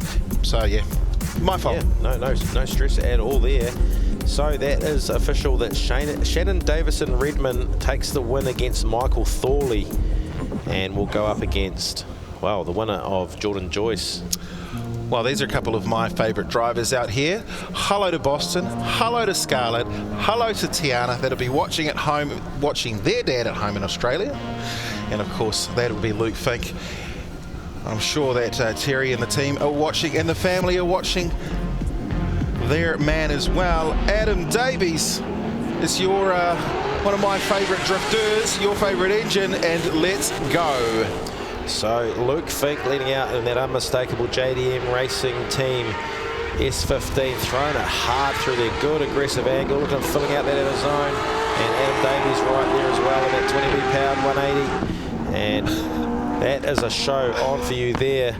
You know, one of the fastest drift sections in New Zealand used to be, say, Hampton Downs. You'd go do the right up over the hill on the left. There was nothing faster. I think Luke Fink's just scorched that by five seconds. Look at him go. Just so fast. The drive that he's got earlier, the aggressive switch. Look at Adam Davies. He's trying to play catch up a wee bit there. Now, is there a hint of moisture out there? He had the window wipers just flicked on of that 180. Can't seem to see too Well, there's much. definitely a bit of high cloud. Ah, okay. So we'll take another look there. Good initiation. Adam Davies closes the proximity up on the first corner. Look at the way that Luke Fink has filled those outer zones. Big angle, aggressive switch there. Just one wheel across that ripple strip as well. And Davies follows, and a good clean finish and a nice open lead run from Luke Fink there, leaving the door open for a great chase run from Adam Davies. What a show. Hard to split the two at the moment. And Davies this time will lead out Luke Fink into the section. Well, it's the 20B Repco 24/7 Mimico 180 of Tauranga's Adam Davies. Oh, slight adjustment for Luke Fink. Here he comes. I was like, is he lost in the smoke? No, he's buried in it. He comes through and switches. We hit the cone. A rear bumper goes flying. Where is Luke Fink? I think he's somewhere in there. He hasn't got out. That is a blanket drift. That is a blanket drift right there. Wow, what a chase run from Luke Fink. These two drivers at the top of their game, both of them, and two top-notch cars as well. And we'll take a look at the Daylight Team replay on this one here. Look at the aggression from Luke Fink in the chase. The proximity is there from the very get-go. Hard all over the back bumper of Adam Davies. Comes through there as well, and still right on the very rear fender. Adam Davies puts a wheel off well and truly through that outer zone, and we lose Luke Fink in the smoke, but where is he? Still hard up it, and right there next to Adam. Now the best thing about drifts like this, battles like that, doesn't matter what the chase driver was doing. We couldn't see him. Yeah, well, I mean, and that's what, I go back to it again, the line, the format that you're using here and the judges have created for this reverse direction Manfeild is just creating such an awesome spectacle of drifting. This is what I love to see. This is what I'm sure 99% of the fans up on the hill want to see as well. In fact, I don't think there's one person out there who doesn't want to see the proximity in battles like that. So we're going to take a side-by-side look here, and I think Luke Fink definitely has proximity over Davies and the aggression here. So there was a mistake from each lead driver here. The difference was, as far as I can see, that Davies was definitely a wheel off into the dirt. Luke Fink was only on the ripple strip, barely. Well, so the judges are looking at their judges replay system at the moment. And a huge shout out to the team at Motorsport New Zealand. But we have got a winner, and it's going in the way of Luke Fink. Luke Fink gets the win. Mate, you're telling me this morning you were struggling. Didn't look like you were struggling out there. Those transitions are pretty impressive. That's the first lap I felt like I made the track. So I did say to Adam, like, if I stuff up in front of you, I'm really sorry. I'm going to try my best. And I do well under pressure, to be fair. Cannot thank the JDM boys enough. Honestly, the work they put in, the changes we keep having to make to get me sort of where I need to be in the car. Massive thanks, and battling this gentleman twice, what a legend. So, yeah, big thanks to everybody, and thanks to you all watching. Rightio, mate. Good luck for the rest. Adam, wheels off. We don't need those. No, I know, it's a pain. Pretty happy with my chase. A few bobbles behind Luke, but I did take a little bit of a shallower line, so I'd caught up to him there. But yeah, my lead run is just a bit scrappy and a few wobbles here, and then dropped the tyre off in the last, second to last out of zone. So it is what it is, and we'll go towards Bay Park, I guess. Yeah. Ready for the home run? Yeah, we'll give it a go. Thanks, bud. Well, I guess the bonus of this is there's still two more Team DSR cars out there. Shout out to the Mimico team that are enjoying the corporate hospitality up there. They're watching right on the corner, watching their man Adam Davies. First car to be loaded up in the back of the DSR team. Rex and the team from Mimico, great people. Rex in the middle up there. He's watched his boy, be very, very proud still. And I hope everyone in the Mimico box are enjoying Rex's hospitality. If you're not from Mimico, could you get out of his box? He's too caring to tell you to leave. All right, well, we saw it yesterday. We see it again. Au revoir, monsieur. Jeremy Slammett's just immediately called us 5 minutes. Oh, so problems straight away. Jeremy Slammer and the JDM Racing. Oh, was it JA86 Supra? I think so. All right, so who else have we got to go in this one? Is he literally stopped on track now? Get the monster truck out. We can fix it with that. So Clayton Daly's going to follow him in as well at this point. I'll say bonjour to everyone from New Caledonia watching their man via motorsport.tv. So still looking for the last of our top 8. We've got this battle between Slammer and Daly, and also the one still to come between Jordan Joyce and Connor Halligan after that one more time. So I think we're heading down to see what's going on with the JDM pit.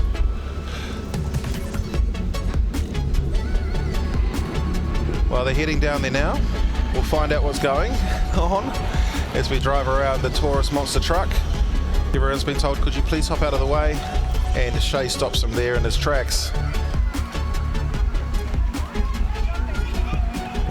Bonnet is off. Ben Jenkins is down there. Ben, feel free to cut in at any stage if you can find out what's going on.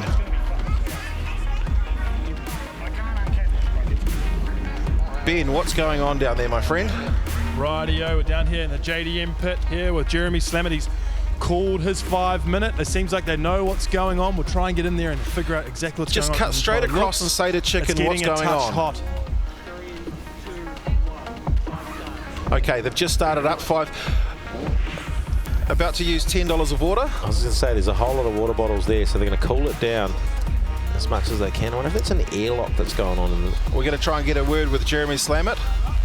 Rightio, sitting here with Jeremy. Yeah. He's just about to fire it up. Check out what's going on. It's quite intense in here with the team there. Daryl Turk from Air Fire and Turbo seems to know what the issue is. Bleeding the cooling system up by the looks.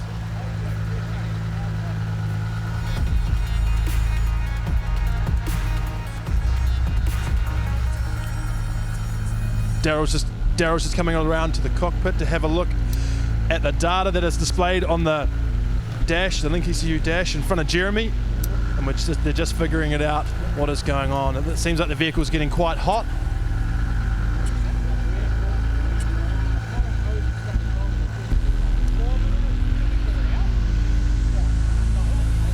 Ben, what are we thinking? Jeremy, what's going on, mate? I went on the starting line and I just figured out the water temp was like hot as very hot. So I just called in 5 minutes to have a quick look on what's going on, if it's safe enough to go out track, you know.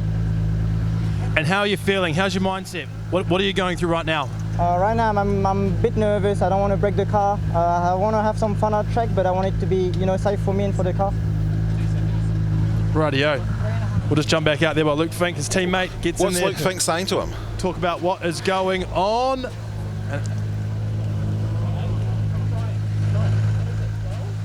And it seems like they have sorted it.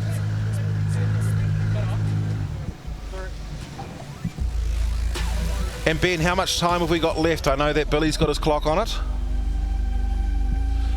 3 minutes and with 2 team seconds. Boss James McManaway, what's going on, mate? Well, it looks a little bit warm there, is what I'd say what's going on, but not too sure. It got a bit warm before out there in the sight laps, and yeah, I really don't know. We haven't had issues with this car this whole season, so it's been pretty good, turnkey, tyres and fuel, but obviously today's its day. Right, hopefully the boys will get it sorted. You've got a great team here. Yep. Daryl Turk sitting there, staring at it, seeing what's going on. Yeah, that's a very nervous looking Daryl Turk too, isn't it? I think we might have a belt issue.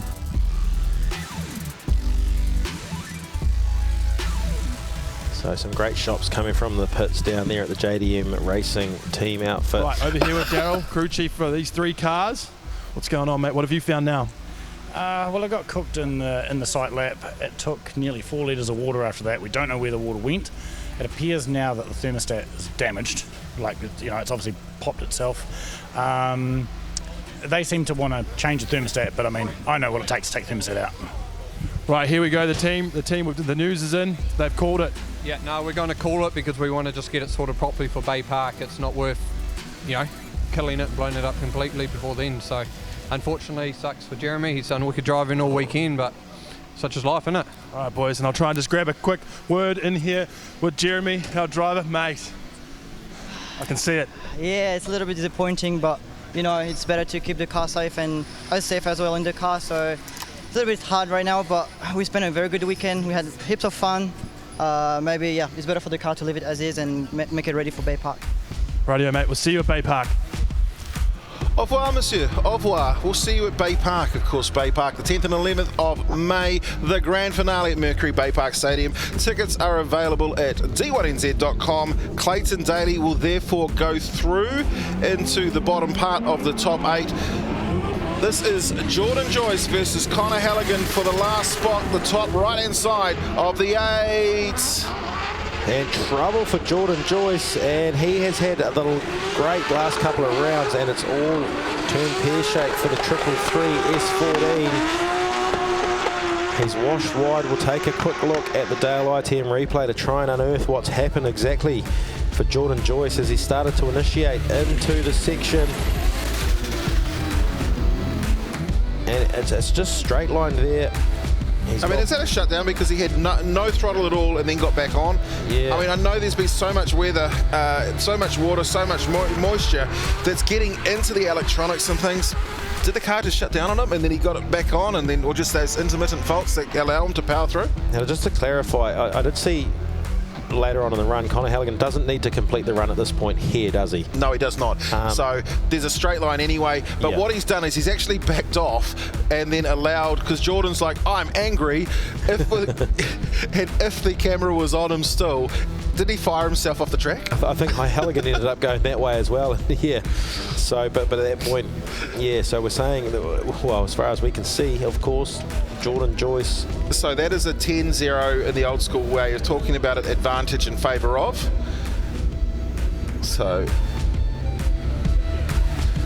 this is for the last spot, officially now in the top 8. Here we go. So, Conor Halligan, a lot better start than the one earlier that got him into a little bit of strife. Yeah, just needs slight adjustment. Looked like Jordan was ready to almost put it on his door. And he comes through, powers out of the section, should be well and truly enough. Jordan's just going to pass him and make his way back to the pits. He's had enough today. Yeah, I think that's probably one annoyed Jordan Joyce at himself above all else. Something happened there. We might be able to get a word from him a little later, or as soon as we get back to him for the result. But Conor Halligan here, Jordan Joyce just wanted to try and put as much pressure on there. Conor holding his line well, but shallow on that outside clipping point, but doing enough to hang on to the run and not zero out himself and put himself in a position where he'd be in a losing place against Jordan Joyce for this top 8 position. So Conor Halligan having to go over.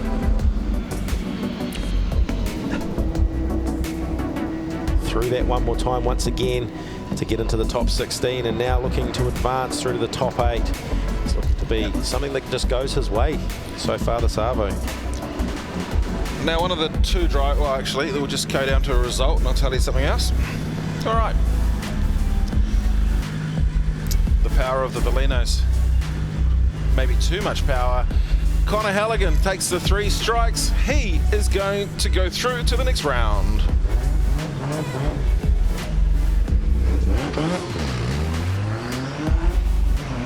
Righty-ho. Conor Halligan, another battle win, moving on. Yeah, that was unfortunate for Jordan, understeering on the front there. It's hard to get the fronts for him, you know, with that short run up. But yeah, then it started raining in the lead there, so I was trying not to go too hard out and just get through the run. So yeah, no, stoked. Right now, we see a bit of rain dropping down on your windscreen. You're going to go in and change a little bit of a setup? I pretty much run the car almost the same. I'll probably put the tyres up a little bit just to keep the consistency in the wet, but we'll see how much it comes down first and go from there. Great driving, mate. We'll see you moving on into the next bracket. And we'll be back with a whole lot more action of these guys. A few little changes to come with the rain after this.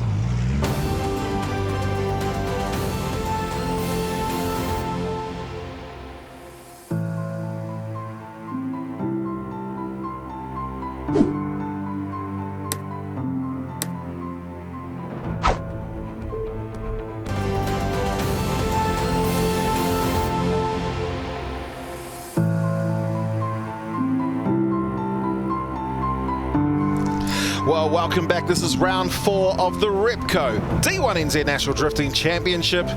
We are here. We are moving into the top 8 time. There is, well, it's set, isn't it?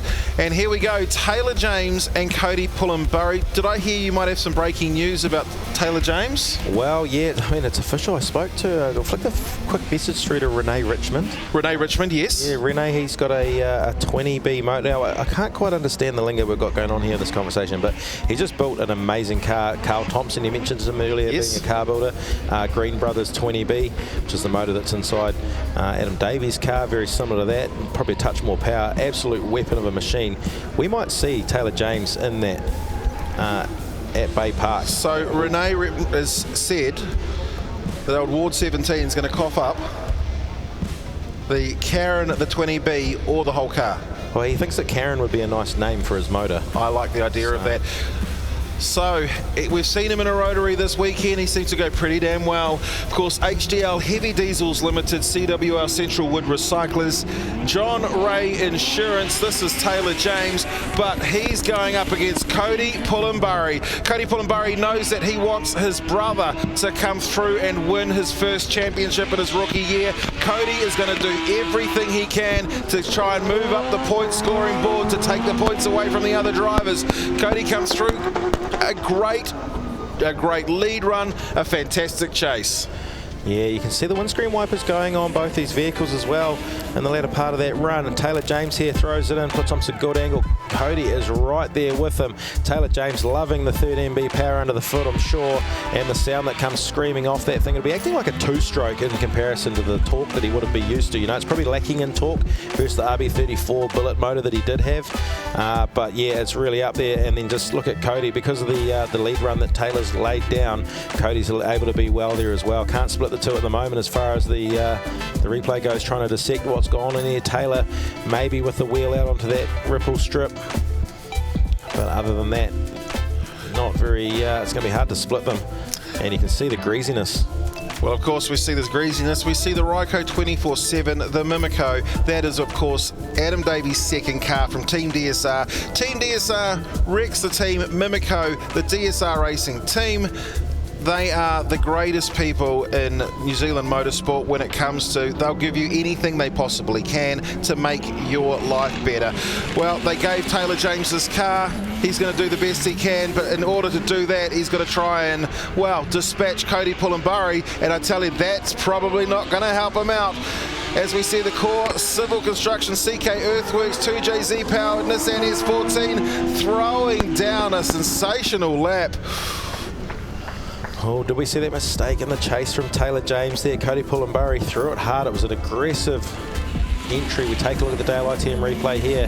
Looking at the second car coming through out of the hairpin. Yeah, although, yeah, you can see the corrections from Cody in front. It's going to be a very tight one to call here. Taylor getting hard back on the gas as well, filling the outer zones really well. Cody looked to start washing wide. Taylor James there. I think moisture's starting to come through and maybe cause some surprises. I walked out just during the quick ad break we had. So almost a little over rotation that caused that, but yeah, it's going to be hard to see. You normally pick that up, not myself. And I don't want to come across as biased or anything. I love rotaries, obviously, but it's going to be hard to call for them there. Let's take a look at that initiation point. Once again, it was just a... Well, they're heading down into the lane. We'll see Cody head on straight, creeping into the lane. I think if there's one thing I want to see, it's that Pullenburry versus Pullenburry battle, because those boys from the Bay Park, I remember just watching the lead up to that in practice, and they were just going at each other. So it is Taylor James on the right hand side, or left hand side for the graphic, Cody Pullenburry. Which way is it going to go? Taylor James.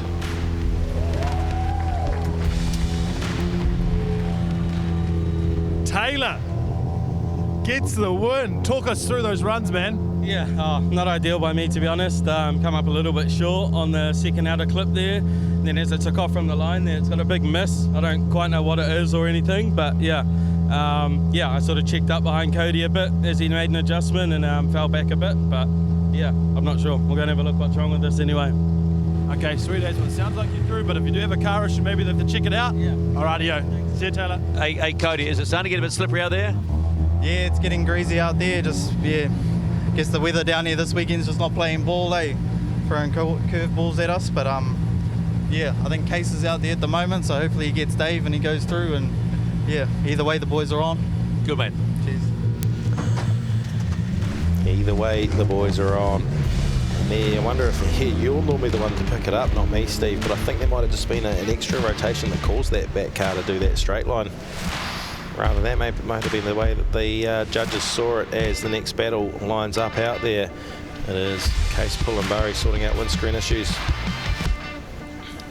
against Dave Steadman in the other Mimico car. What's happened there? Moisture on the screen. All right, so we can see through here. I just don't understand that straight line of Taylor's, but yeah, there must have been something that zeroed on the other side, maybe. Or, well, yeah. I think here the only thing trying to nitpick at anything was from the overhead view of Case's entry.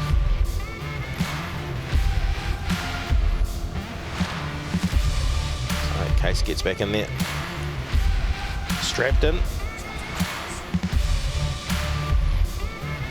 All right, well, while we wait, Andrew Redwood, how's it going up in the judges' box? Busy day for you guys. Yeah, definitely. We've had some tricky calls, especially that last one there. Cody ran a really good chase against Tay. Yep. And Tay definitely missed a couple of the first outer clips by, a small margin. The clincher for me was in Cody's run. He had a big off and lift at turn 1, and it really affected Taylor because Taylor was right there, getting into the throttle at a point where he's supposed to be getting into the throttle, and that separation stayed for the rest of the run. He also had a very similar lift and odd, re-clutch at turn 3 between OZ4 and OZ5, which didn't allow Tay to continue his chase. Just quickly, it looked like there was a possible, and I know that camera angles lie, and that's why you have to see, a possible straight line from Taylor coming out of the hairpin? In the chase position? Yes.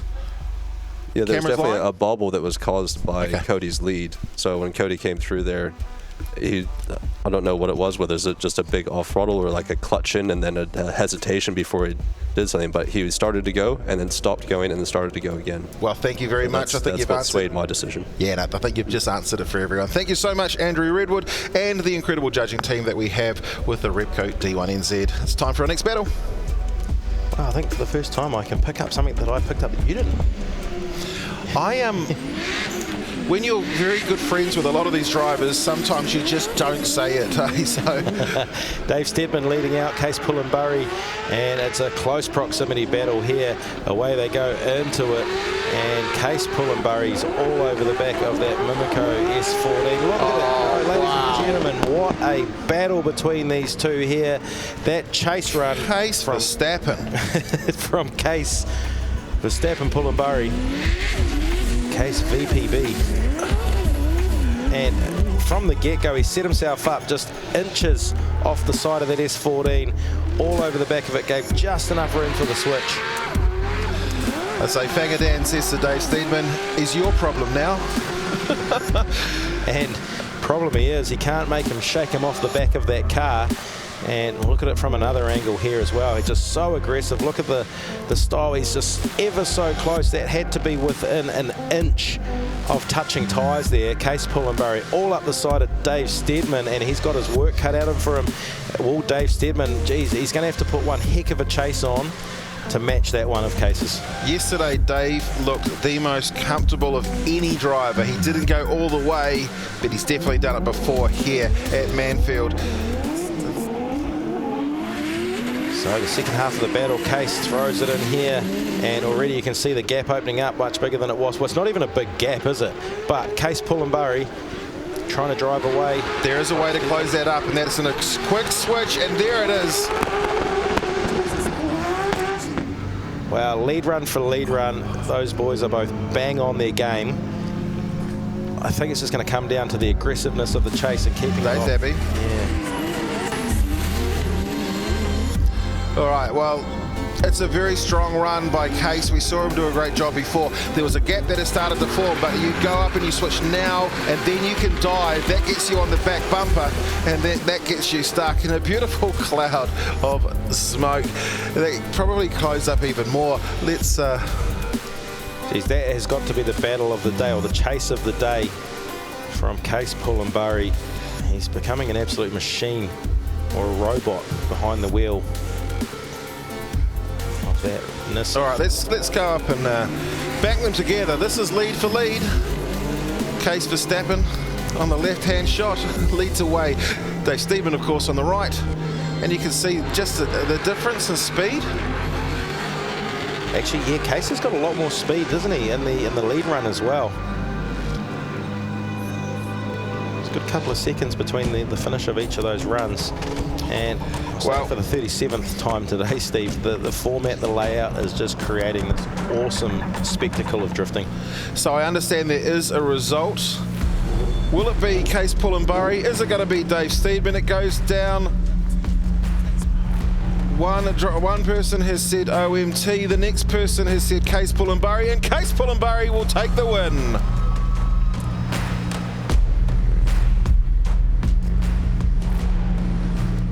Okay, I know you want to get your helmet off.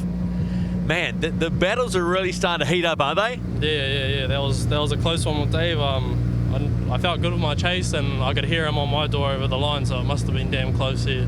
It was really close, but that chase, I mean, you came out of the gate like a rocket. Yeah, I just knew I couldn't let him go. He's a fast car, so yeah, just try to give it our best to get it up there, and yeah. Ready for Taylor? I hope so. Epic pair of battles, mate. Look at the smile on your face, even though you're on the trailer. What's going on? Oh, I am gutted to lose that only because it was so much fun. Hats off to Case, but man, I could just do that again and again and again. That was so much fun, yeah. You've had an amazing weekend. You've been driving super consistently, but we'll see you the next round. So somewhat happy, Dave Steedman, regardless. I mean, how would you not be happy?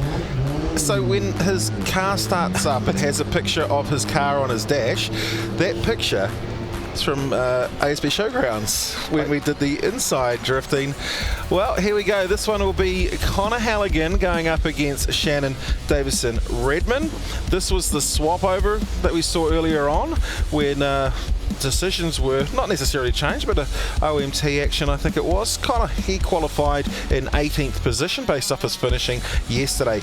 Shannon Davison-Redman, 7th place yesterday. A good first up full result, I should say, in pro drifting for him. The last time he ran a pro championship was in his pro sport car. Well, Davison-Redman, it's his turn to get all California girls out there in that one-veer?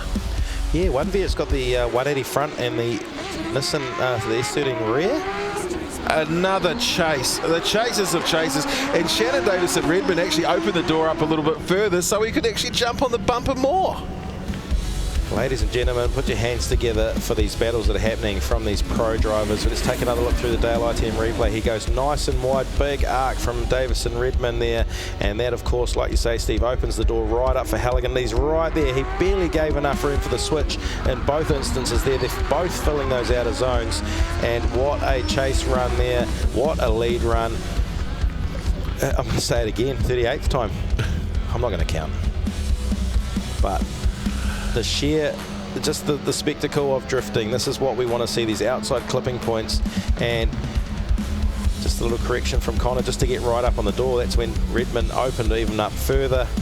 And shout out to Jason Ober's Builders. Certainly looks after a few of the D1NZ drivers. Connor Halligan, Sam West, to name a few. Launchmaster Willie's stood up. He's going to get ready to give them the full send again. Connor Halligan, Shannon Davison-Redman, North Island versus South Island. It's Taupo versus Christchurch, the second run of this battle to find a spot in the 4. Comes through and switches, there's a gap, and it's a decent gap between himself and Shannon Davison-Redman. Wow, what's your thoughts? So Connor Halligan, it was a little bit shallow on that final clipping point. It's about the only part of it will catch. We'll take a look at the daylight team replay here to see exactly where it was. Davison-Redman tried to keep it right up on the door. He knows that Connor Halligan's got good drive out of that S14, which he's showing there. And yeah, just nowhere near the proximity that Connor could put on. Connor nice and aggressive. Yeah, that's about the only flaw that I have from Connor's lead run. And while I don't want to say it lightly, the lack of proximity from Davison-Redman was there, evident in comparison to, but it was still close. I mean, I guess I'd probably like to see them. I mean, if we could see them lead for lead, I think it would be the one time that you could really understand. So there it is. What a team in the OB truck. Well, look, you can see Connor, great speed going through. and the chase difference is where it's at for me right now. Yeah, I mean, Davison Redmond certainly opened himself right up to let Connor ride up on the door, much more so than Connor did, but Connor still managed to make those clipping points. It was just the proximity is about the only thing I can call on there.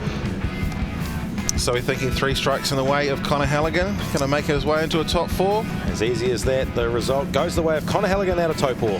There we go, Stephen. Let's go off and send it to Connor Halligan.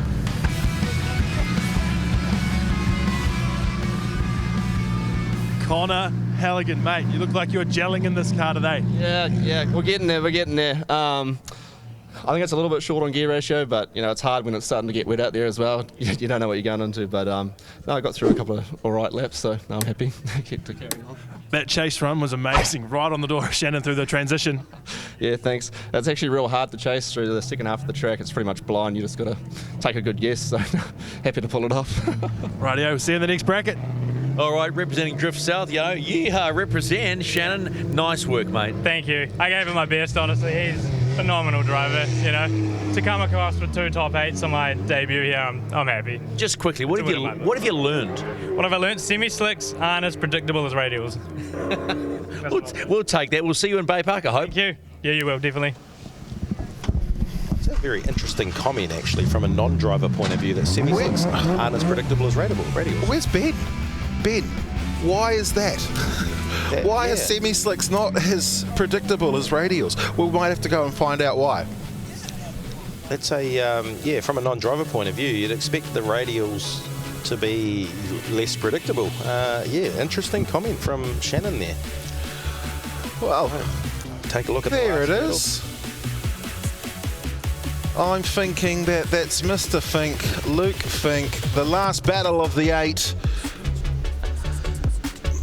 2 of the biggest motors you're going to find in the D1NZ, or both of them supercharged.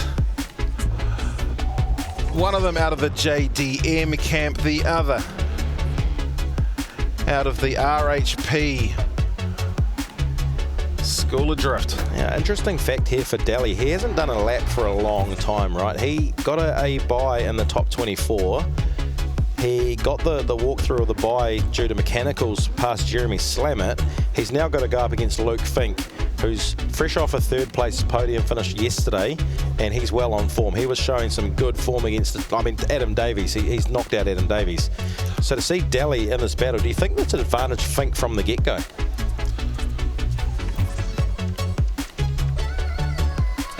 Both his drivers line up. It is Fink that's going to lead Daly out for the first half of the run.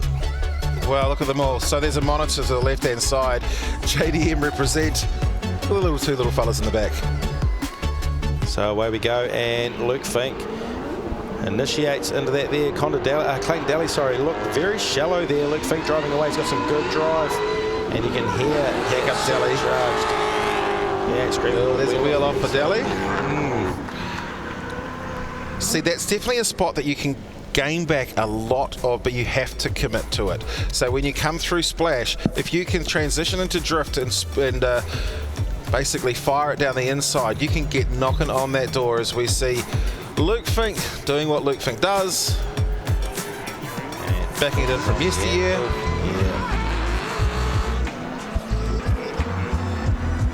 Filling those outer zones well as well. Just Clayton Daly stuck on the back foot. It was like it was a late initiation from Connor. He almost missed the initiation, so it was shallow, if anything, on the initiation.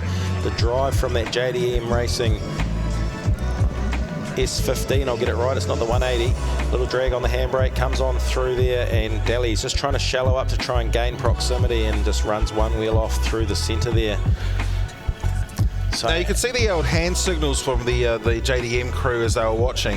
If you're new to drifting, if you've never spoken to a drifter and you get to meet one, ask them to talk you through a run, and then just stand back and watch them, because they're going to do this dance move that shows the placement of their car everywhere, and it's always fun to laugh at them.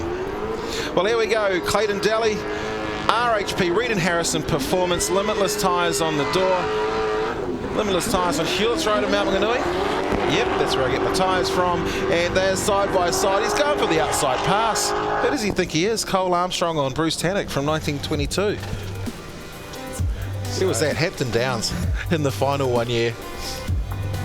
Take a look at that Dale ITM replay, and good angle from Clayton Daly into the first part of there, but there comes Luke Fink right up the proximity, hard on him, and almost shut himself out there. Daly had to put himself in an awkward position to get the switch done, but he did well to get back out to that final clipping point, did he there, Clayton Daly. But Luke Fink, the proximity on the chase and the aggression in the chase that we always come to like and see from Luke Fink, is that enough?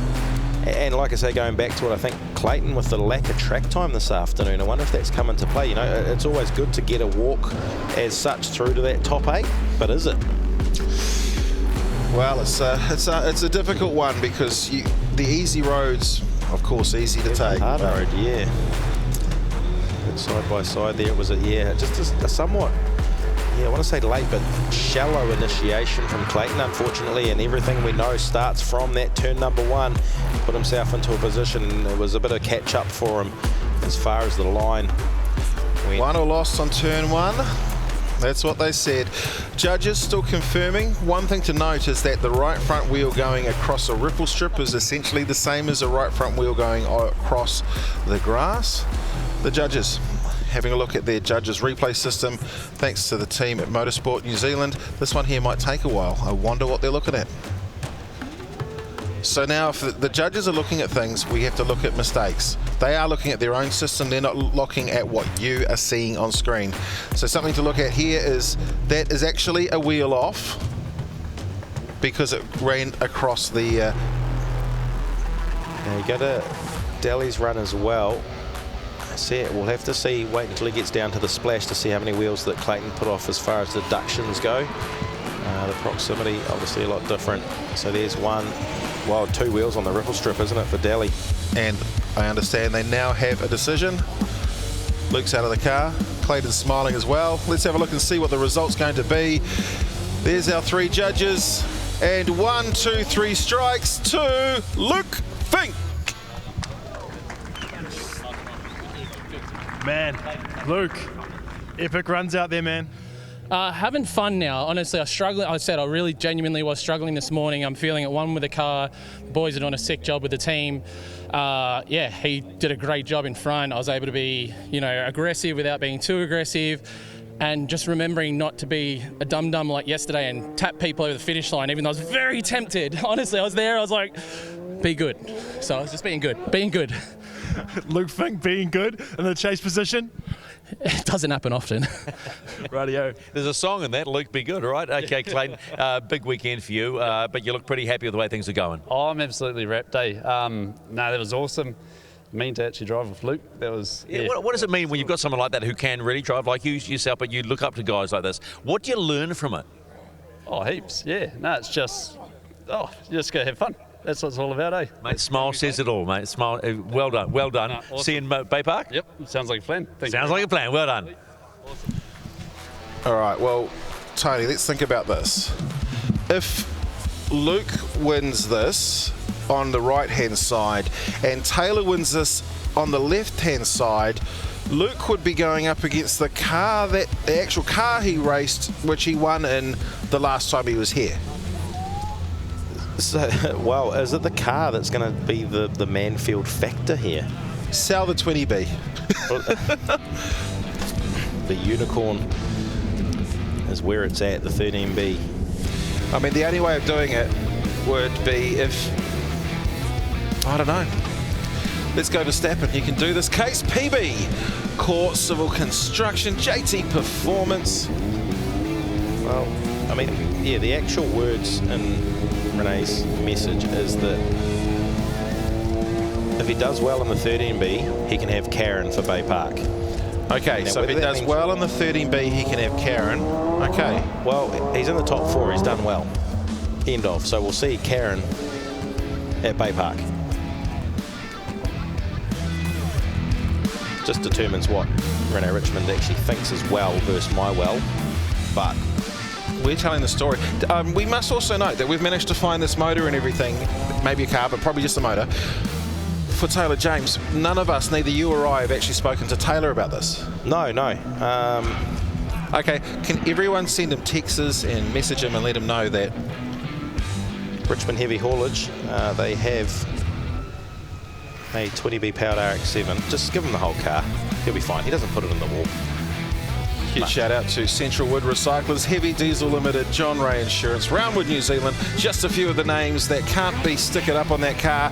But of course, we've got Repco 24/7, Mimico in the Napa Auto Parts car, in the Napa Auto Parts scrub box. But of course, Case Pullenbury here is your current points leader. He's had 2-round wins so far this season in the Repco D1NZ National Drifting Championship. Case Pullenbury, he's only young as well. He's got a long, long career ahead of him. He's got forever ahead of him. I wonder if he was able to turn his, whatever, what do you kids go on to, Sim? Turn it around and try going the other way? Probably. Oh, for Manfeild? Yeah. Well, yeah, I mean, he might have tried it first. In a free run, he probably, that's another advantage.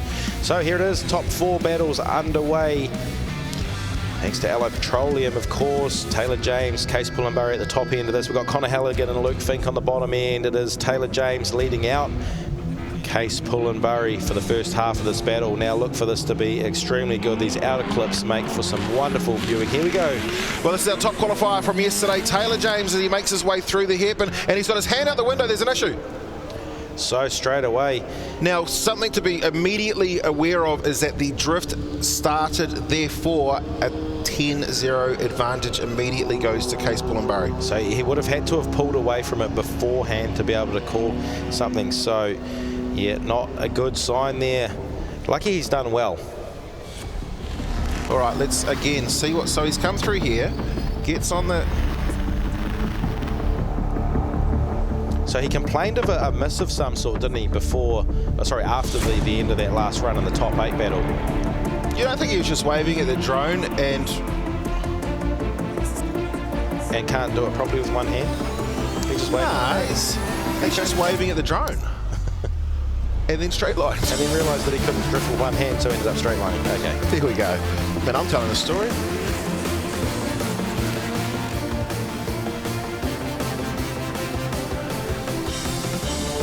All right, well, safety in the sport is paramount, and one thing that he's done is he's put his hand out the window to ensure no contact.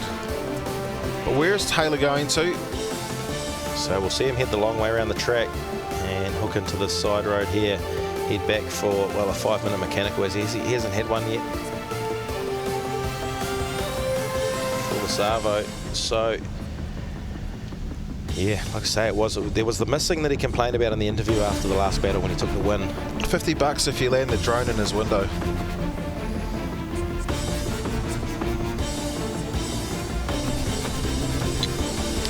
So Taylor James will shoot through. Should probably get. We can have Ben and the team down at the pits there to head over. And okay, I can tell you he's heading around into the pit area now. He's just made his way to the left-hand side. I know that Ben's down there as well. So immediate shutdown and CDT crew get in the gate. Ben, of course, feel free to jump in whenever you get the opportunity. If you do. Okay, there's a 5-minute there.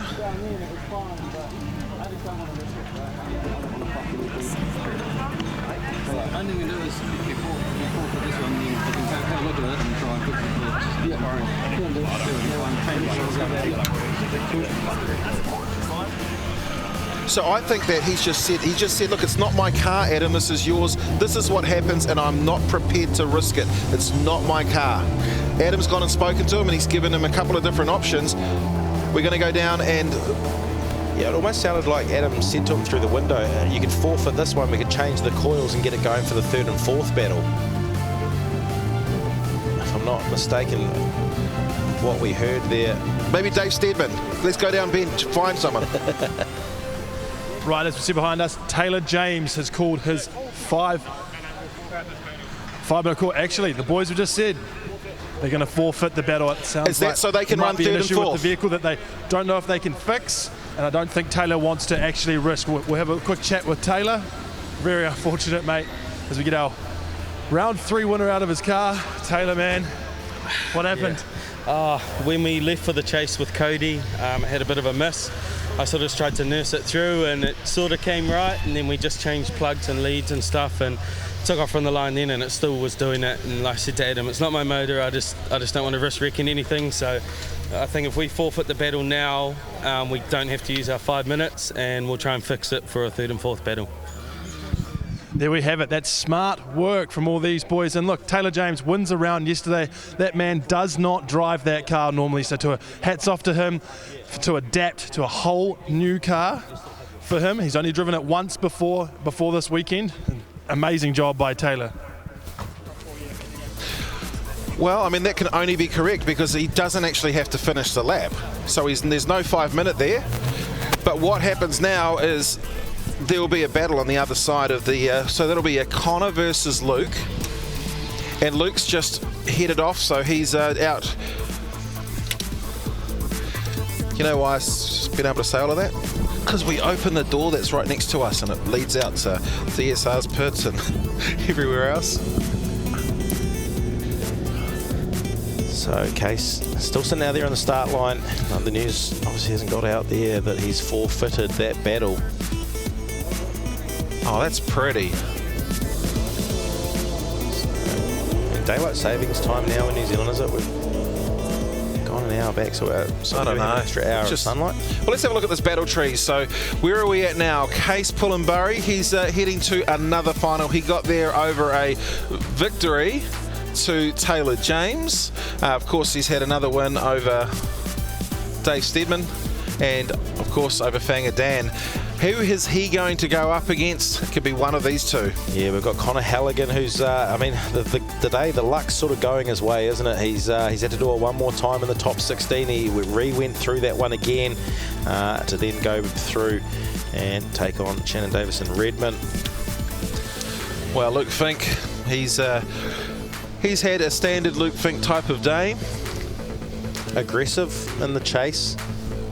Just aggressive in everything. It's Luke Fink, and that's okay. I'm all right with that. And just overall, it's just entertaining. So I guess one of the things that I would ask is, am I allowed to go back at speed as well? Because this would have been his half of the battle, and he could get some valuable information.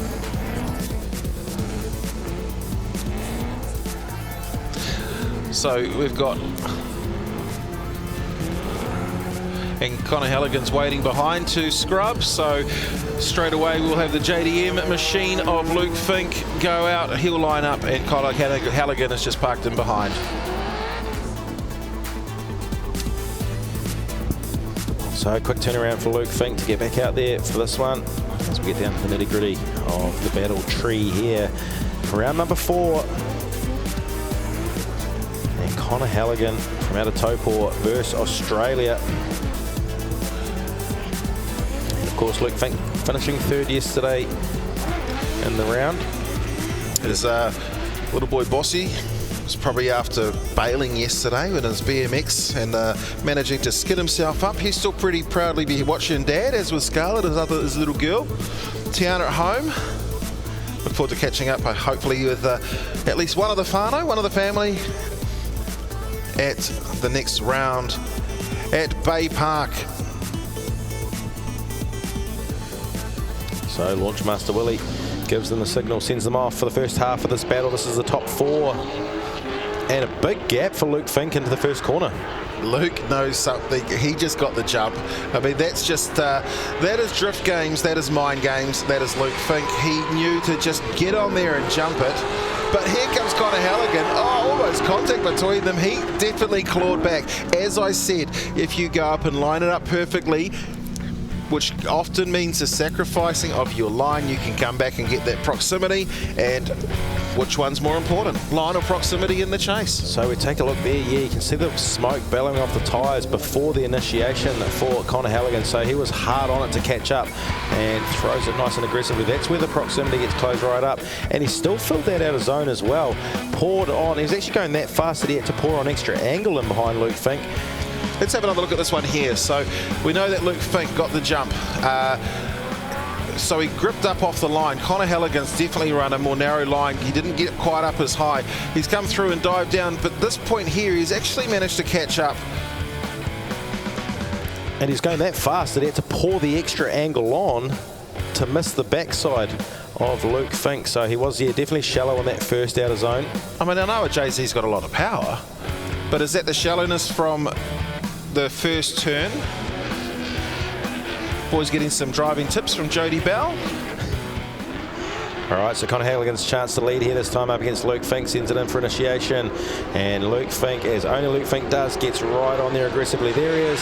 Look at the proximity from the JDM Racing team car. And a good lead run as well to open up the door. He's going to wash wide here a little bit. No, Connor Halligan hangs on. Oh, that is a chase and a half. That is a chase and a half. Wow. Even Ben's happy in the background. Well, let's have a look and dissect this run. So Connor Halligan sets up big smoke show, and as per usual, Luke Fink right there on the back fender of any car that he chases. Big angle there through the centre part of the section, and Luke Fink closes the proximity right up again in the latter part of the run. A beautiful chase, of course, started by a beautiful, nice wide lead as well from Halligan. Not anything to be taken away from him there. It was just sort of, I guess, the only thing that can come from that is that Connor Halligan was caught catching up at the start of his chase run. Yeah, that's just... it's an impressive drive. So this will come to see the top 4 battles, and they are certainly putting it on Entertainment Plus here at Manfeild Circuit. Chris Amon.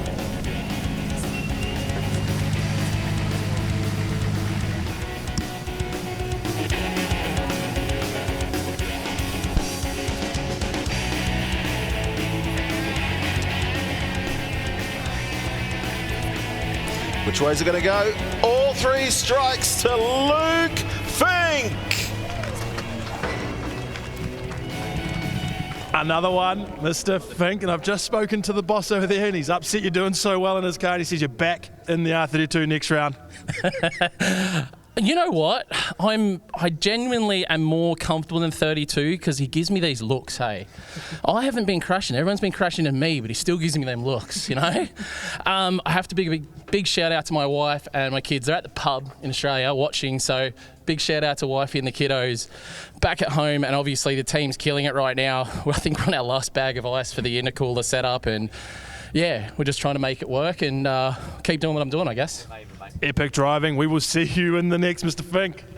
All right, Connor Halligan, he got you on the first run, eh? Right off the line. Oh, yeah, he got me right out the gate, and I was spinning wheels, trying to catch back up, and I was like, oh, no. I actually plucked another gear just to try and get some traction and catch back up, but yeah, I did my best, and I'm happy with that. Yeah, so, better result than yesterday. Oh, we actually got another battle, so we're still going, but yeah. Yeah, well, here's hoping you got another battle. We know Taylor's trying to get the car ready for the battle in 3 and 4, so cross your fingers to get out there again. Yeah, hopefully Tay can get it sorted, and we can do it, so.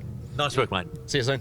Alrighty, so we are getting close to the showdown now for battle for 3 and 4 and 1 and 2. And as he said, we certainly hope Taylor James can fix the Mimico HDL car and get that ready to go. If not, then we won't have a battle for 3 and 4, but we will have an epic battle for a final of Case Bullenburry against Luke Fink. And that's something you don't want to miss.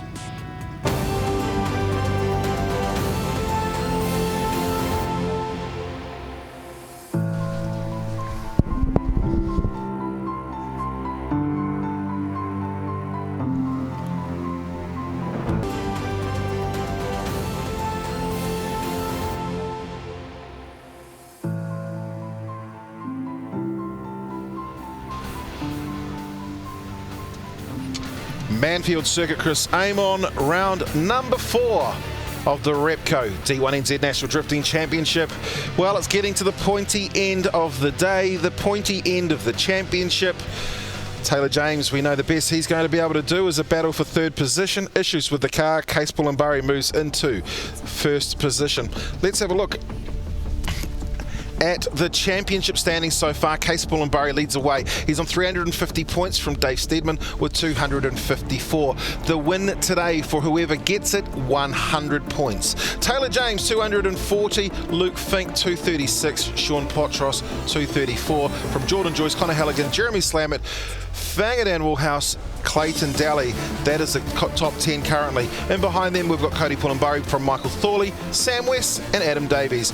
James McManaway, Shannon, Davison Redmond, Tannick, Olive Kroner, Blackie and Calvin Clark.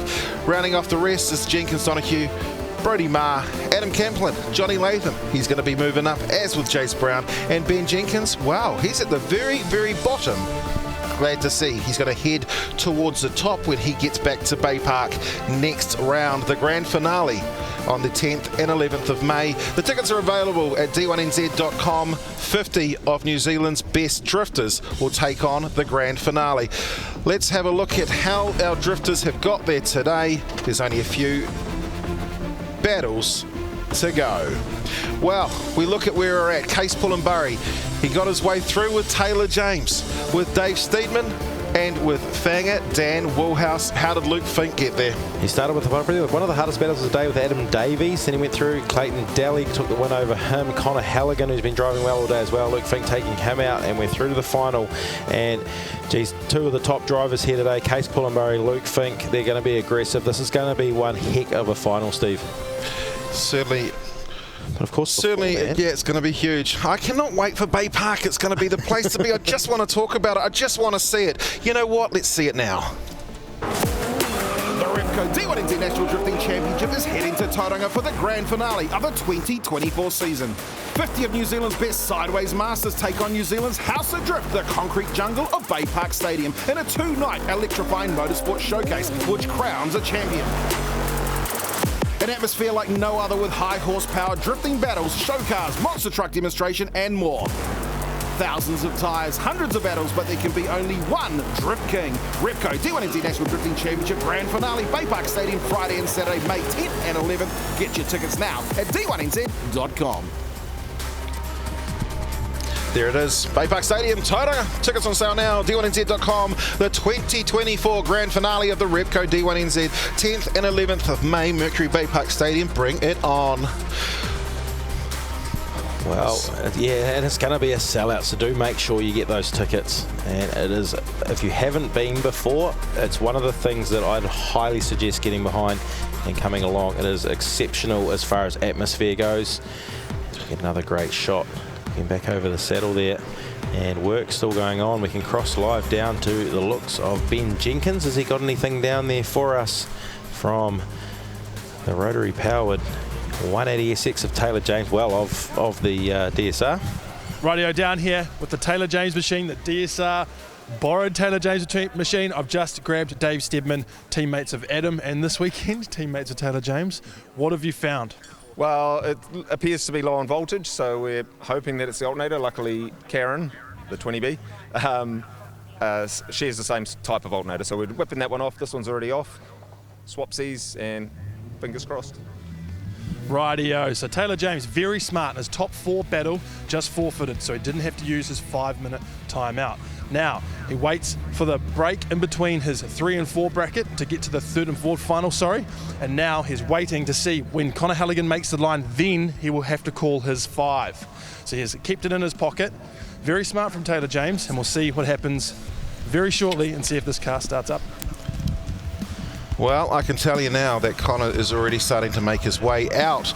And while he makes his way out, let's have a look at some of the highlights from today.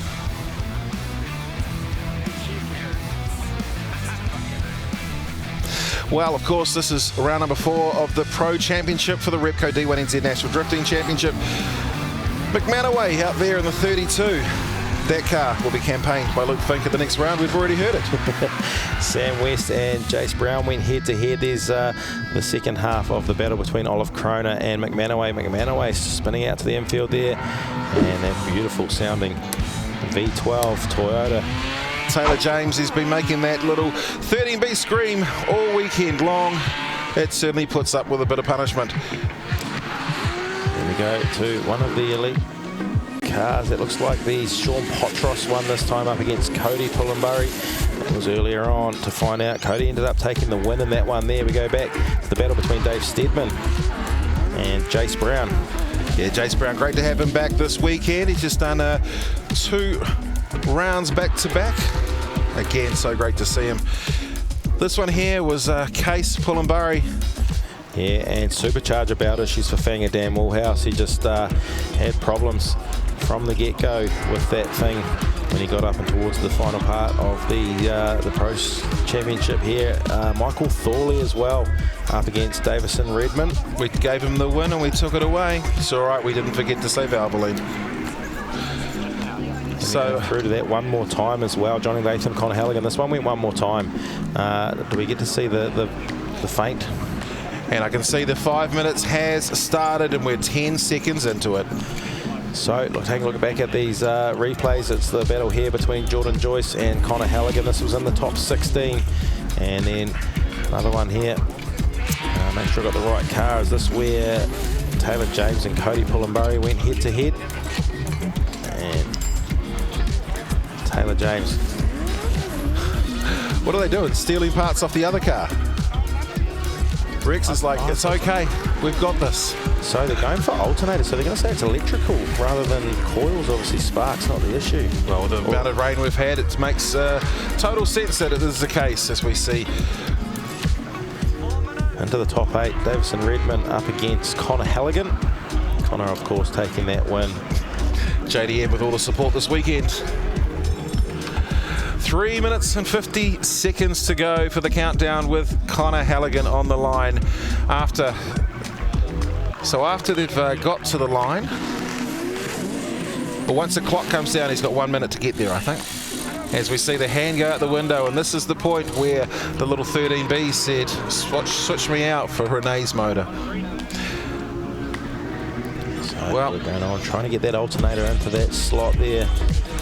Look at Tony Wilson. He's one of the best cameramen in the universe, and he also offers his light to help everyone out.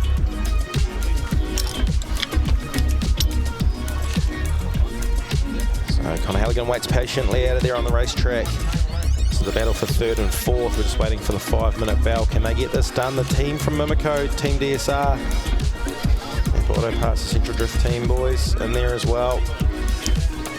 Course in the bigger picture, like we saw those points just before. Taylor James, he's catapulted himself up into 3rd spot at the moment. Just over 2.5 minutes left of that 5-minute bell. Team DSR doing everything they can to show off the merch that'll be for sale at Bay Park.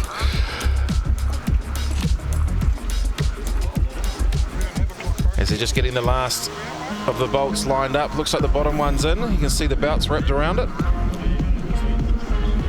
Rex there just ever so casual on the nut and bolt there. Nice and steady does it.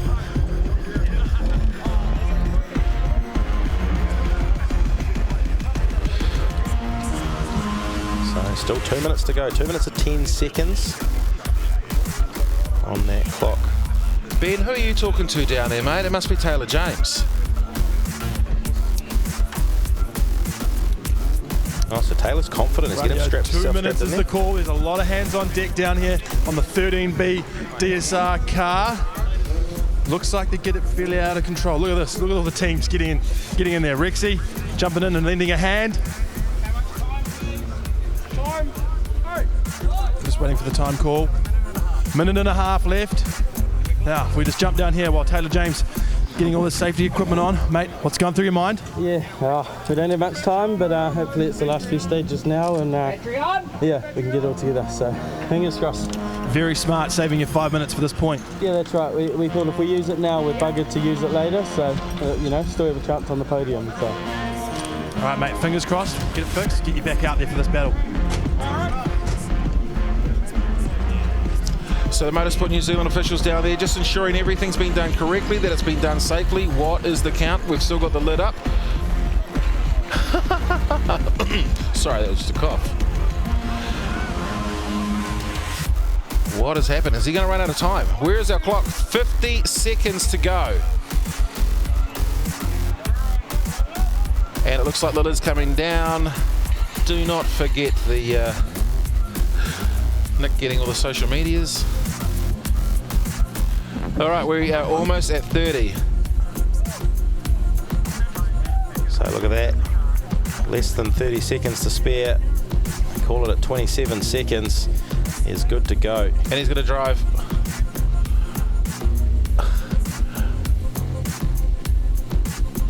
Dave's like, it's all right, okay, everything's down, the time is now stopped, and he's just got to... Oh, it's just bounce. And that's the window net, so it's all about safety. So safety doesn't fall under time. Even Fangers, I'll get out of your way, hurry up, get through, gives the thumbs up to TJ. Ladies and gentlemen, a round of applause.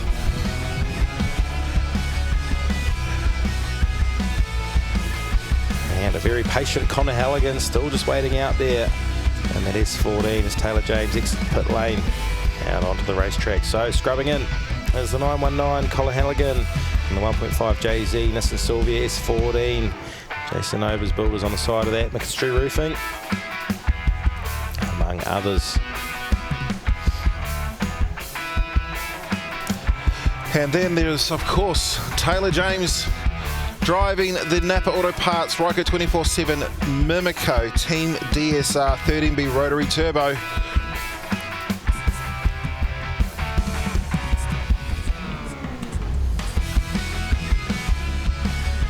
So here it is, time for the third and fourth battle. Just a couple of battles remaining in the day here at Manfeild Circuit. Chris Amon, couple of rounds back to back. And Taylor James get himself up onto the podium for the last time. With a JDM polish going on the front guard there for Luke Fink. Don't scratch the paint.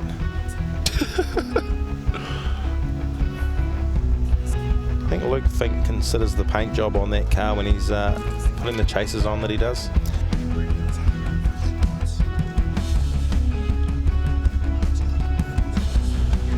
So Taylor James scrubs in that 13B powered 180 SX, and he will lead them out, having won the championship winning the round yesterday. I love it. Qualifier 345B.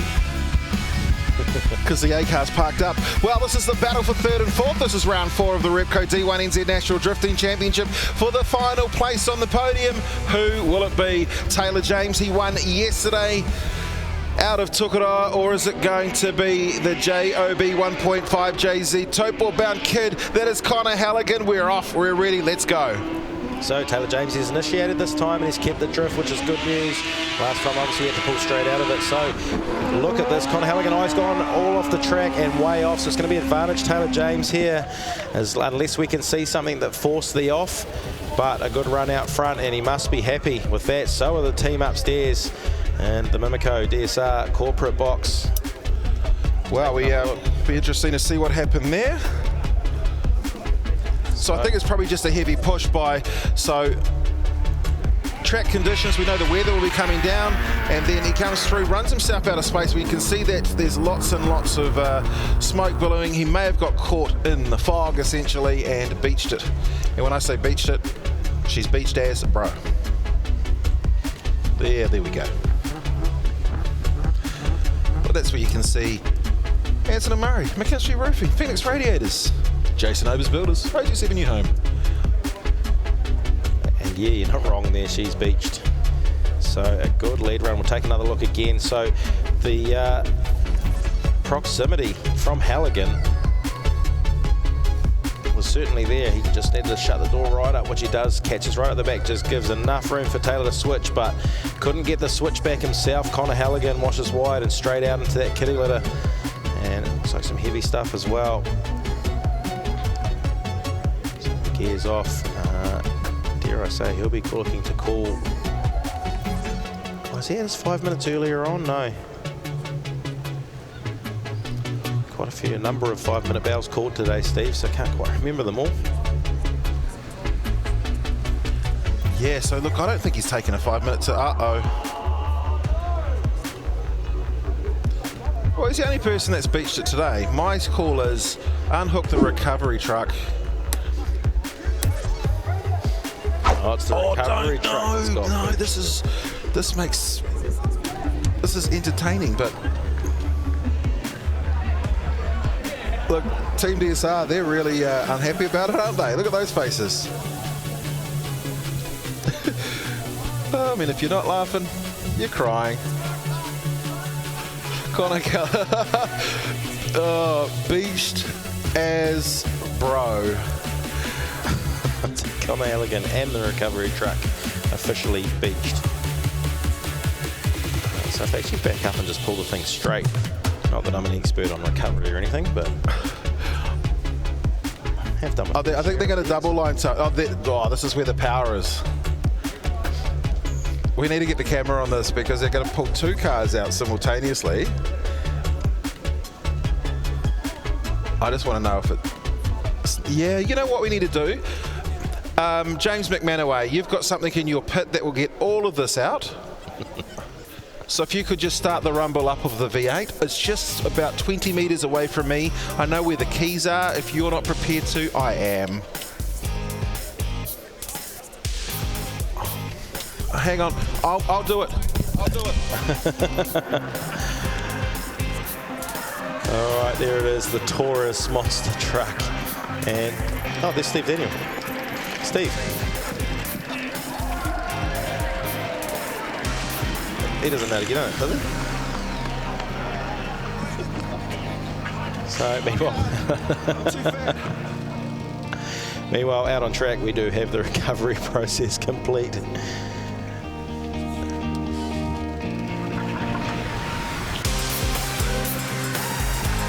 just the last couple of battles to come, the second half of that battle between third and fourth. And massive advantage Taylor James over Connor Halligan so far.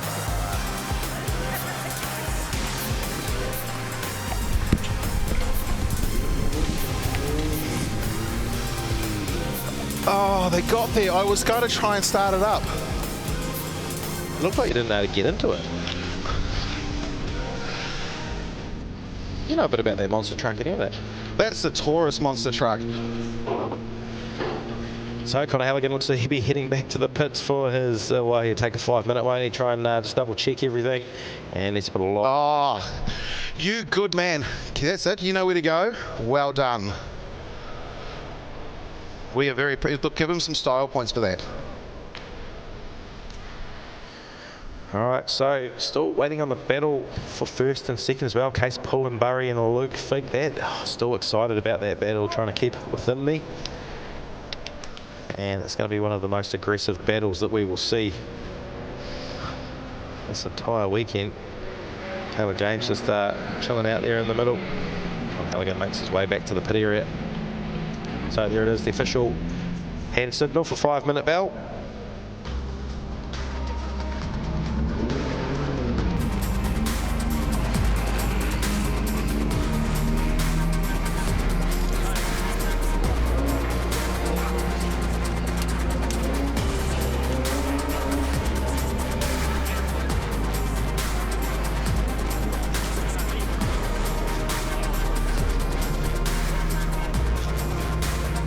Stephen McIver, how's your day going down there? It looks all hot under the collar for everybody. This is what we call filling the TV for time. Tony, I've got Tony over here. We've got Luke Fink here who's sitting patiently. And I've got to say, the performance of Luke Fink this weekend, I called him Pink, sorry. Actually, I found out why these cars are pink, by the way. James McManus said they used to run in orange in Australia and they couldn't see them, so they went pink and it's just stuck. So I can tell you the true story behind that. Oh, so I've been fibbed at again.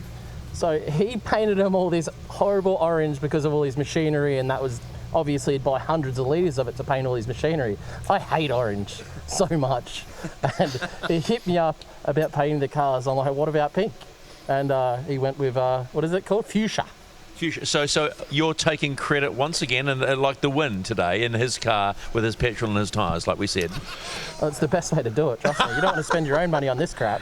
My producer's just gone, you can't say that to him. I said we can, because it's a joke that we've been playing today. Mate, I've got to say, you've been cranking it all weekend. It must feel good when you're in the zone, right? It's not really a joke. I wouldn't be here if James wasn't paying for it, to be fair. So huge thanks to the JDM racing team, because I wouldn't bloody be here, I'll tell you that much. But no, we've just been cruising along. I honestly felt crap this morning. I didn't get a good run in practice. We had a DB on first run, big crash on the second one, and yeah, like we missed the practice after. And then we had one warm-up lap and those 2 other laps, and that was it with trying to get a setup right. And this car's just hooking like crazy. We've just gone up in pressure, taking toe out of it, like just trying to make it spin the tyres, because it's got 700 horsepower with a Magnuson supercharged V8, and I'm struggling to spin third gear. Talk to me about Case Pullenbury. He's a kid on the rise. We can all see it. Does it become a challenge for guys like you? No, not really. Obviously, he's a great driver, so it's like that. It's the better the driver is, the better it is to chase. You know what I mean? It's the wild cards where you're not sure 100% where they're going to go and stuff like that. That's hard. Like honestly, following really good drivers is the most fun thing. Honestly. This is no disrespect. I'm going to call you old school, right? Because do you use the sim a lot? I'd love to know. No. Yeah, so you're old school. Well, no, I've got my own kids. I want to get a sim for my kids to start having a go on. But yeah, I'd rather play Grand Theft Auto and shoot people. Yeah, right. And on that note, to those of you that are watching, don't take any advice from Luke Fink on that particular last comment. Okay, Stephen, I'm going to what James else doesn't he claim? McManaway. Are you sure you got the right driver on there with that after that one? Well, no, I don't know. We'll reconsider the comments made there, and we'll relook at next year, I think. When you put someone like that in the car, though, it must make you feel good. I mean, you'd probably sometimes rather be in that car. You're in the other car. I mean, are you just swapping this out? What's going on? I'm just happy that the tips that I've given this weekend to Luke are now paying off, and that he's providing the goods. If that makes sense. So. No, he is providing the goods, and he's providing plenty of humour. And if any of on the Broadcasting Standards Association, you can ignore what he said at the last time out. If you'd obviously back Luke, but the like when you see someone like Case Pullenbury coming through, and you're like first round loss yesterday, but there's something about it, huh? Oh, absolutely. I think this is going to be an absolutely fantastic battle. Like both very serious drivers, and it's going to be one to watch, that's for sure. Yeah, and like we did last year, we'll probably end up finishing in the dark, but we've got a 6 o'clock cut-off, so hopefully everything sorts itself out and we get going. Well, I just reckon we're lined up for victory skids tonight. We might just get victory skids. I wonder if, can we go all this way, Tony? Can we go all this way? We could try, because someone said Murray. Murray's here. Murray, the dad? Murray Pullenbury's here? Where's Murray? Someone find me Murray. Someone point Murray out to me and drag him out. Can you, someone drag Murray out? Because I've never met Murray before. How are we going? We going all right? Where's Murray? Where's Murray? Sounds like where's Murray? How are we going, Tony? You okay there, buddy? Just might as well have a little wander down pit lane. Man, there's a lot of people here. Where's Dad? Where's Dad? Can someone bring Dad out, please? Oh, well, it doesn't need to fix the car. Is he in there? Which one's Murray? Just point him out to me. Is this Murray in here? Oh, is this Murray? Is this Murray? Man, he's in the hood. Creepy Go Loco. Oh, no, Creepin' Go Loco. Right, okay. He's doing something. Murray, can you have a chat to me, or do you not want to talk to me? Come here. Come on, mate. Just come here. Oh, he won't talk to me. I'm he wants to grab someone else. There's Case over here. All right, I'm sure talk to Case. I'm feeling a little ignored, actually. But this is what you do, right? So, you're right there. Okay. Dad's working on the car, won't talk to me. Did I upset him? And have I said anything bad about either of you boys? No.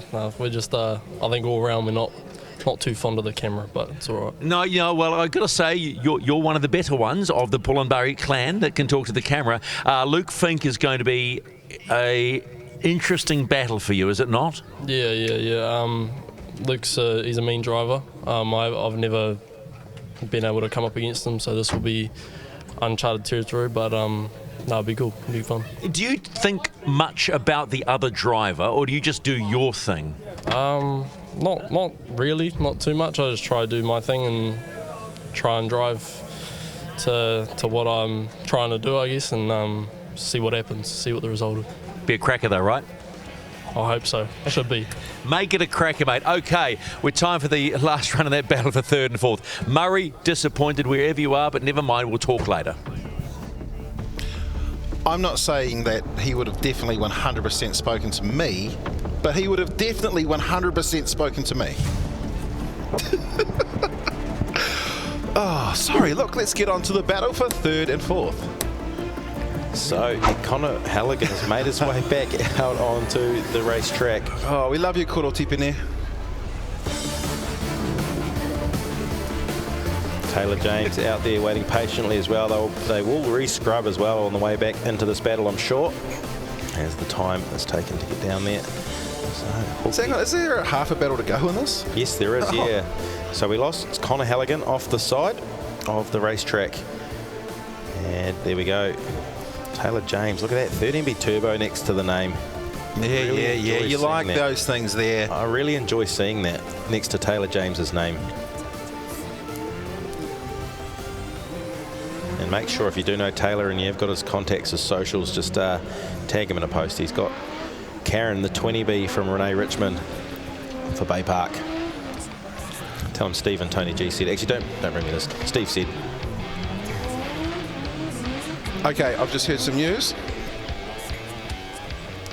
It sounds like Taylor James may not have any power in the car.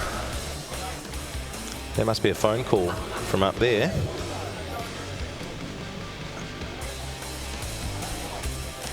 I mean, you could see Michael Bond's face says it all. What not to hire in a crew member. Okay, so if it was 10-0 the first one, we're 10-0 the other way. Helmet's off. He's on the phone. Hang on a sec. This makes it a 10-0 the opposite direction. So one more time. Yeah, but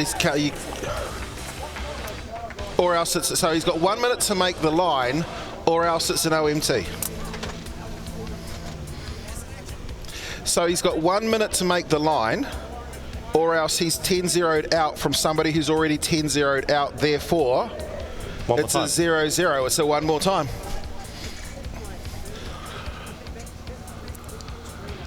Will that thing fire up?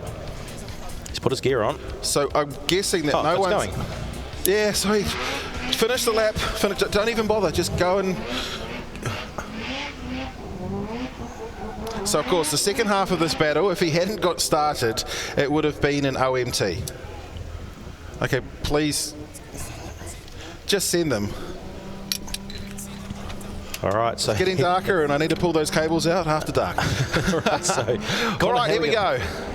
This is the battle for third and fourth, the last spot on the podium. We know that Taylor James is, well, he's basically got a 10-0 advantage. He just has to hold his drift and the podium will be his after the issues for Connor Halligan when he pulled out of drift in the first part about an hour and a half ago. And Taylor James looks like he's going to get the win. Quite a sense of relief from up there on the balcony from Team DSR and the CDT drift team. So we'll take a look at the replay there. Connor Halligan initiates Taylor James. He's right there on in the proximity on the door. Really likes that S chassis. Does Taylor James, and the power curve that's a lot different from the RB34 that he's usually used to versus the 13B. I'm sure the torque curve above none else is massive. And there they are, the claps all round. And just doing what he needed to do, really, wasn't it? Staying right on the door of Connor Halligan, filling the... Yeah, just come through, closes up the gap at this point here. Pause on the angle to keep the same speed. And both fill that outer zone really nicely. That was a really clean lead and chase, actually, from both drivers. Look at that shot. That's a banger. Is that what they're formally referred to? Bangers in the broadcast? Oh, that's actually the cameraman who's taking the shot's name. Banger from Banger. Banger G. And it's his birthday today. Happy birthday to Graham Patrick. It's his 31st birthday. So on behalf of the team here at Super Sprint Productions, we say happy birthday.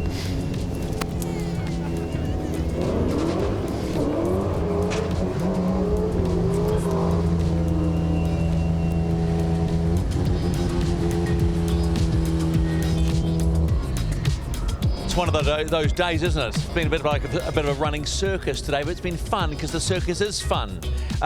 So you want to know who wins third? I'm not even going to muck around. After all the dramas, Taylor James gets the win.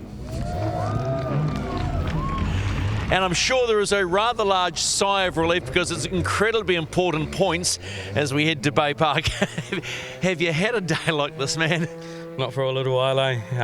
Yeah, big ups to the DSR team and my team as well for swapping those alternators real quick, and then it was good as gold on my lead, and then we came round to wait for Connor and I turned it off.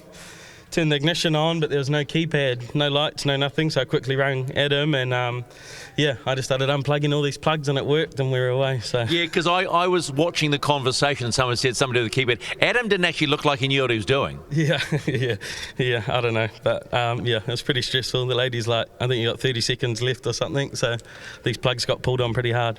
It's been a crazy day, but it's been a great weekend for you points-wise. It must feel good just to find the go again. Yeah, for sure. Yeah, like I say, over and over again, the DSR guys, massive respect to them, having just a good car sitting there, good to go, and yeah, all the little issues and bits and pieces I've had in these last 2 rounds, it's bloody good to get a couple of good results, and gutted we didn't get to go up for that battle with Case, but it was just the right thing to do. It gave us more time in the long run, so we kept our 5 minutes and yeah, managed to get the win for third, so stoked. All right, we'll see you in Bay Park. Ben? Connor Halligan, I know you wanted to be on that podium, but 4th place, you've got to be happy with that. Yeah, no, I'm happy. I mean, gutted to throw it away there, but, you know, it's the way it rolls, it's drifting. Stoked. I mean, way better result than yesterday, so can't complain. Yeah, hats off to Tay and the crew for getting that car through. I know he was out there trying to get it to run just before that last pass, but yeah, no, I just got lost in the smoke and tried to make a guess about where to go. A little bit late and yeah, ended up in the gravel, so that's the way it rolls. I'm happy. All good. That's drifting. Well done. Well done. That's our 3rd place getter. Of course, it's Tay J, but here we go. Out of Australia, drifting out of Brisbane. He's in a supercharged LS from JDM Drift Team. It is Luke Fink. And who is he going up against? Well, he won the first 2 rounds of the 2024 season. He is the rookie of rookies, but has he won everything? Yes, he has. Core Civil on the door, CK Earthworks on the bonnet. He drifts like a F1 Verstappen. This is Case Pullenbury, and this is the final of round 4 of the Repco D1NZ. And Luke Fink got off to a ripper of a start. Oh, big problems for Case. He's all 4 off on the grass. Something has happened in the middle of that run. Luke Fink comes through to finish off, but massive problems. Massive problems. What has happened there? I have to pick up what's happened through there for Case Pullenbury. We'll take a look at the Dale ITM replay here. Now, Luke Fink took off in a heck of a hurry, as he's done. He's got all the grip in the world, all the drive, and that S15, and then Case just threw it hard, poured on the angle, got right up onto the door there. Look at that, the proximity that we're expecting from both these drivers. He then threw it into the second turn. All was going well here. And then on the switch, Case, he just, it's almost like he got lost in the smoke from Fink and just switched way too early, too hard, too fast, and ended up pointing straight towards the inner part of that track, and it's fired him straight onto the grass. Well, Luke Fink was certainly doing everything right up front as he comes through and grabs that outside clip. He goes and switches through, outside clip again before making his way to outer zone number 2. Sets himself up beautifully. He's got no idea what's going on behind him, and all of a sudden, Case Pullenbury heads for the infield through Splash. Tell you what, this guy can do just about anything. I think he learned everything off his son and his BMX. Hello, Bossy. It's just from that angle, it didn't look like there was a lot of smoke coming off the back of Luke Fink, but what it appeared to be was like he just switched as if he was expecting it to be further along, and he was into that turn, but he wasn't quite at the splash that he was hoping to be at. Well, it's the second half. Obviously, whatever went wrong is not enough to cause the car to go in, and we sit there and start climbing from the Manfeild Airport on the infield of Circuit de Crusamon. And we'll head down in behind with George from Inspire You Media, and we will race and drift from atop. So Case Pullenbury leads away. Big angle. We know he had issues yesterday. I hope it wasn't the car shutting out, but no, he's back through again. Makes his way through and switches.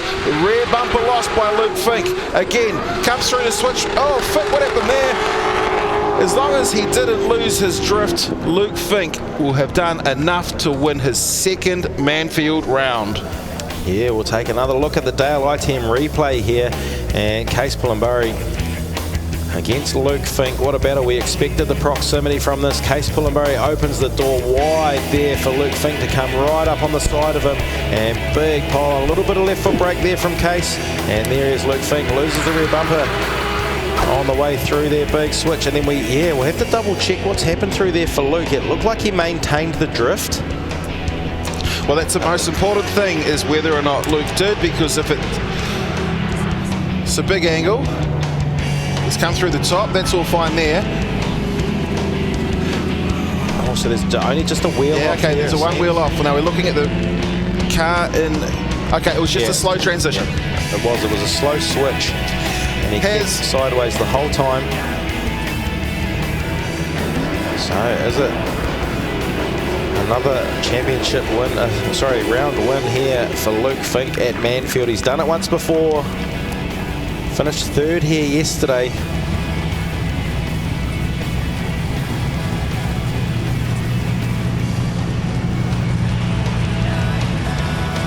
And Stephen's going to get them out of their cars.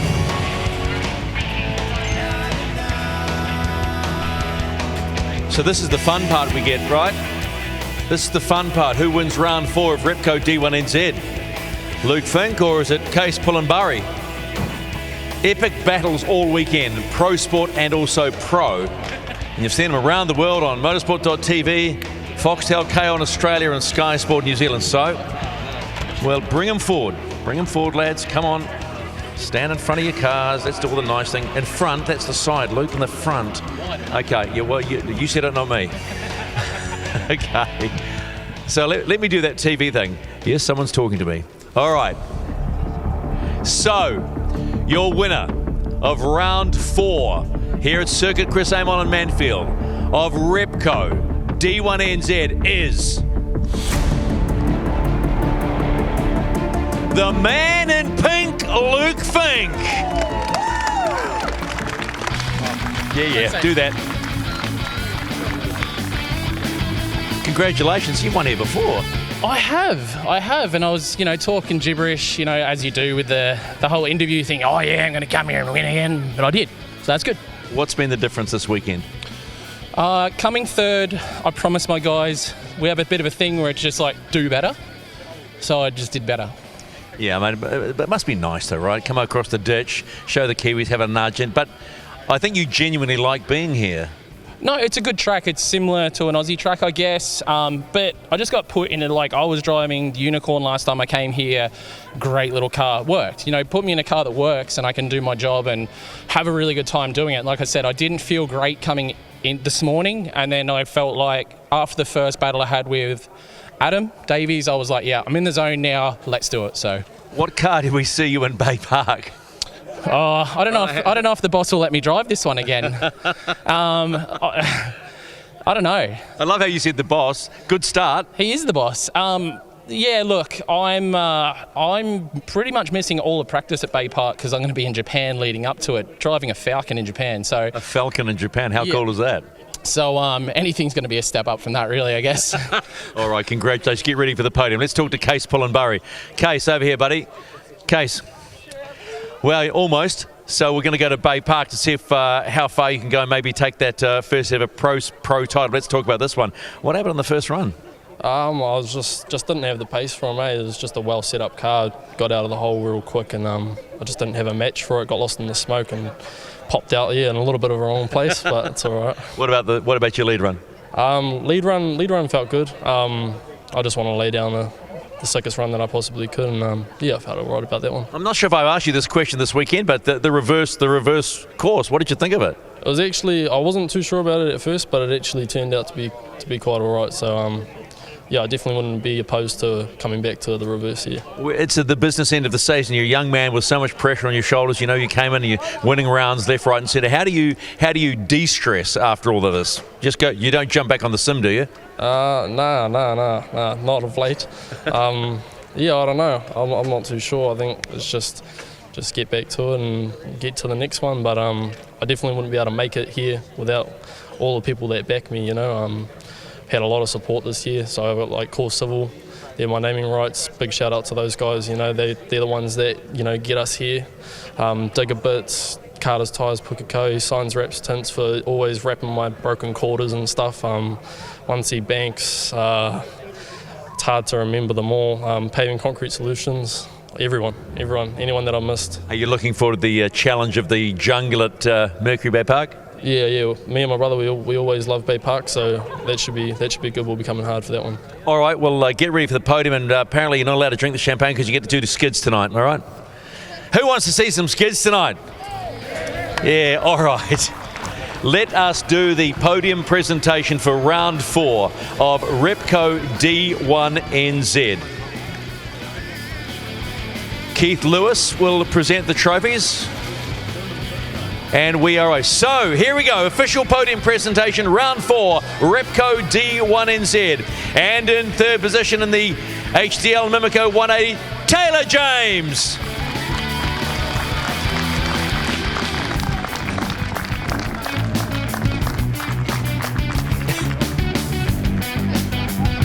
In second position in the Core Civil Construction S14, you know him, you love him, Case Pullen Burry.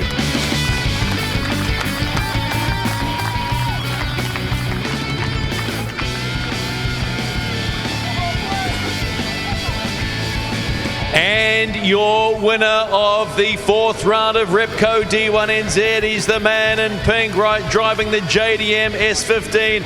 It is Luke Fink.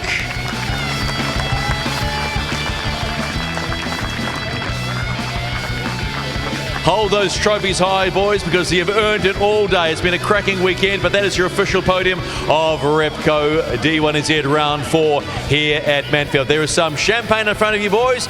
You know what to do, and then you can go do some victory skids.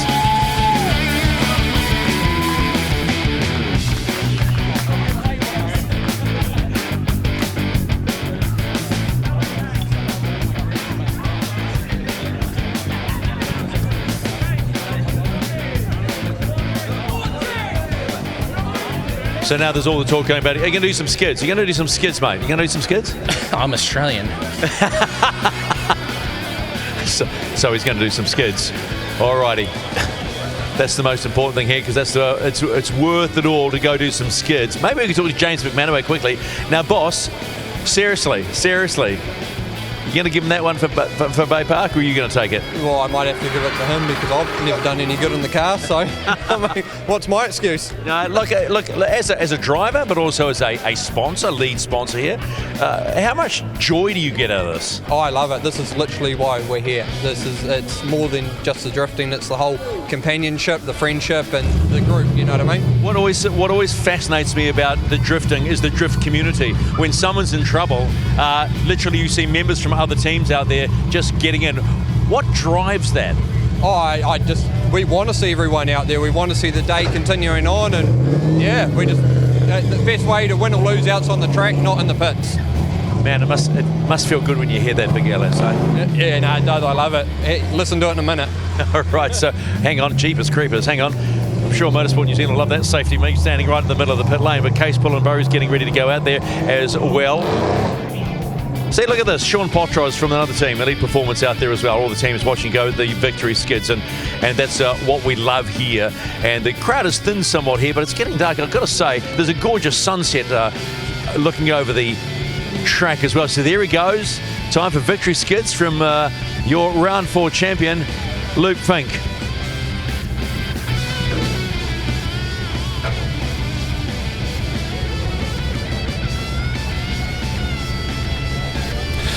Well, what a drive by Luke Fink. He got himself into a great position. And right now, there's still collectively 2 additional people that could win a championship. Talking about that,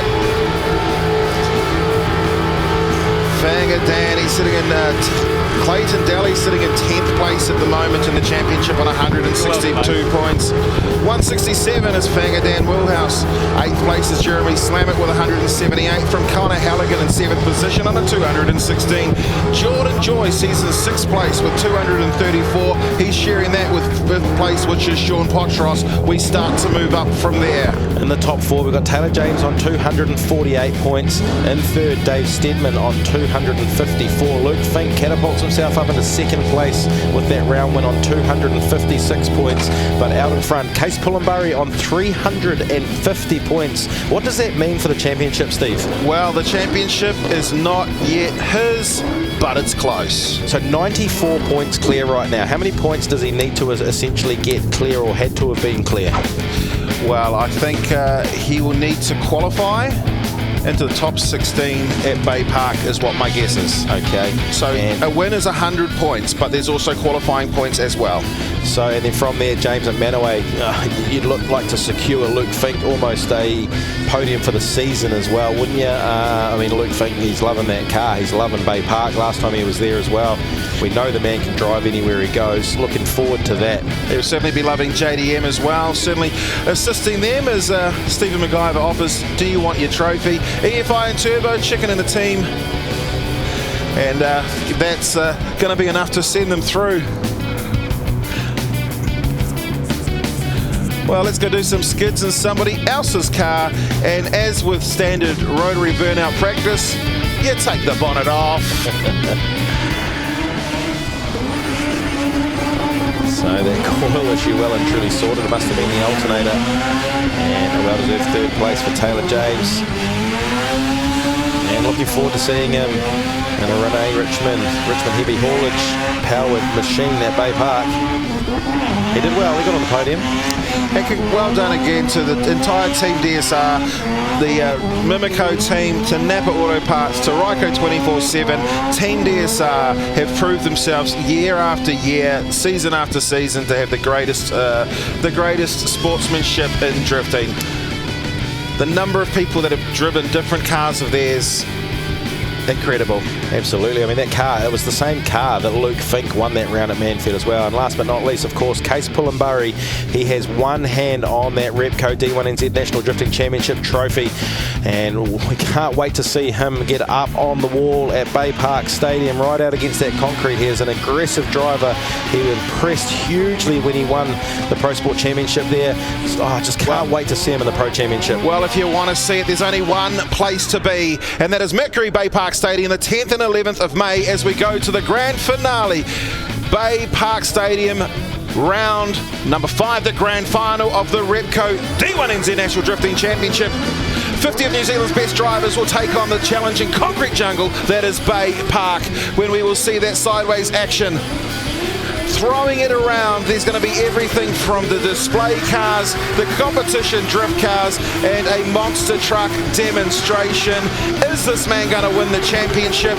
Is he going to do it in his rookie year? He's done everything right so far this season.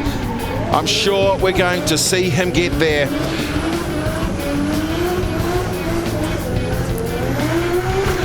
So if you want to grab yourself tickets to the grand finale, D1NZ.com.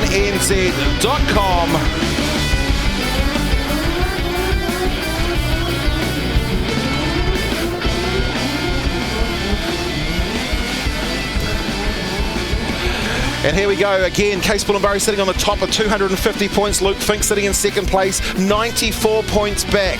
There are qualifying points and there are round win points, but Case has got one hand on a trophy so far. Dave Steedman in 254 from Taylor James in fourth place. Those, well, it's only 1, 2, 3, I think possibly 4 drivers could work in to win a championship. Sean Potros, Jordan Joyce, Connor Halligan, that rounds off the rest. My gosh, what a day. Stephen McIver, I can't see anything out there. What can you see, my friend? I can see a lot of smoke. I can see the red light on the front straight of Manfeild saying no more skids, but I think that's the first time we'll see we've had some proper skids, and that's part of why the smoke show, which is Repco D1NZ, is so much fun, because the drivers who've gone through so much, going through their battles, going through emotion of maybe having to take a 5, maybe then an OMT, and then coming back and actually delivering what they want to do, which was a podium or earning the right to be better, as we have seen go along all weekend. And we've certainly seen that, not just in the pro division, but also in pro sport. And there's been young men that we have seen today that are just happy to have gone, mate, you know, first time up, and I'm in P8, and they're moving up. So what we're seeing is a lot of joy, a lot of happiness, but a lot of hard work, and a lot of dollars going in to the sport, which is Repco D1NZ. But that's the championship car. There is up there, over there. There's Luke Fink. Luke Pink, I call him Luke Pink, Luke Fink, of course, in the pink JDM S15. It's been a long weekend, but the folks have got what they wanted. They have got the smoke show, which we love. We will see you at Mercury Bay Park. Remember, of course, as well, we have the big monster trucks as well, but we want you to be there. Look at all the socials, find the ticket place, and go join us for the final of Repco D1NZ in 2024. It's been a cracking weekend. To the people of Fielding, to the people of Manawatu, thank you. We'll see you in the Bay of Plenty very, very soon. On behalf of all the very hard-working team at D1NZ, we'll catch you next time. Ka kite.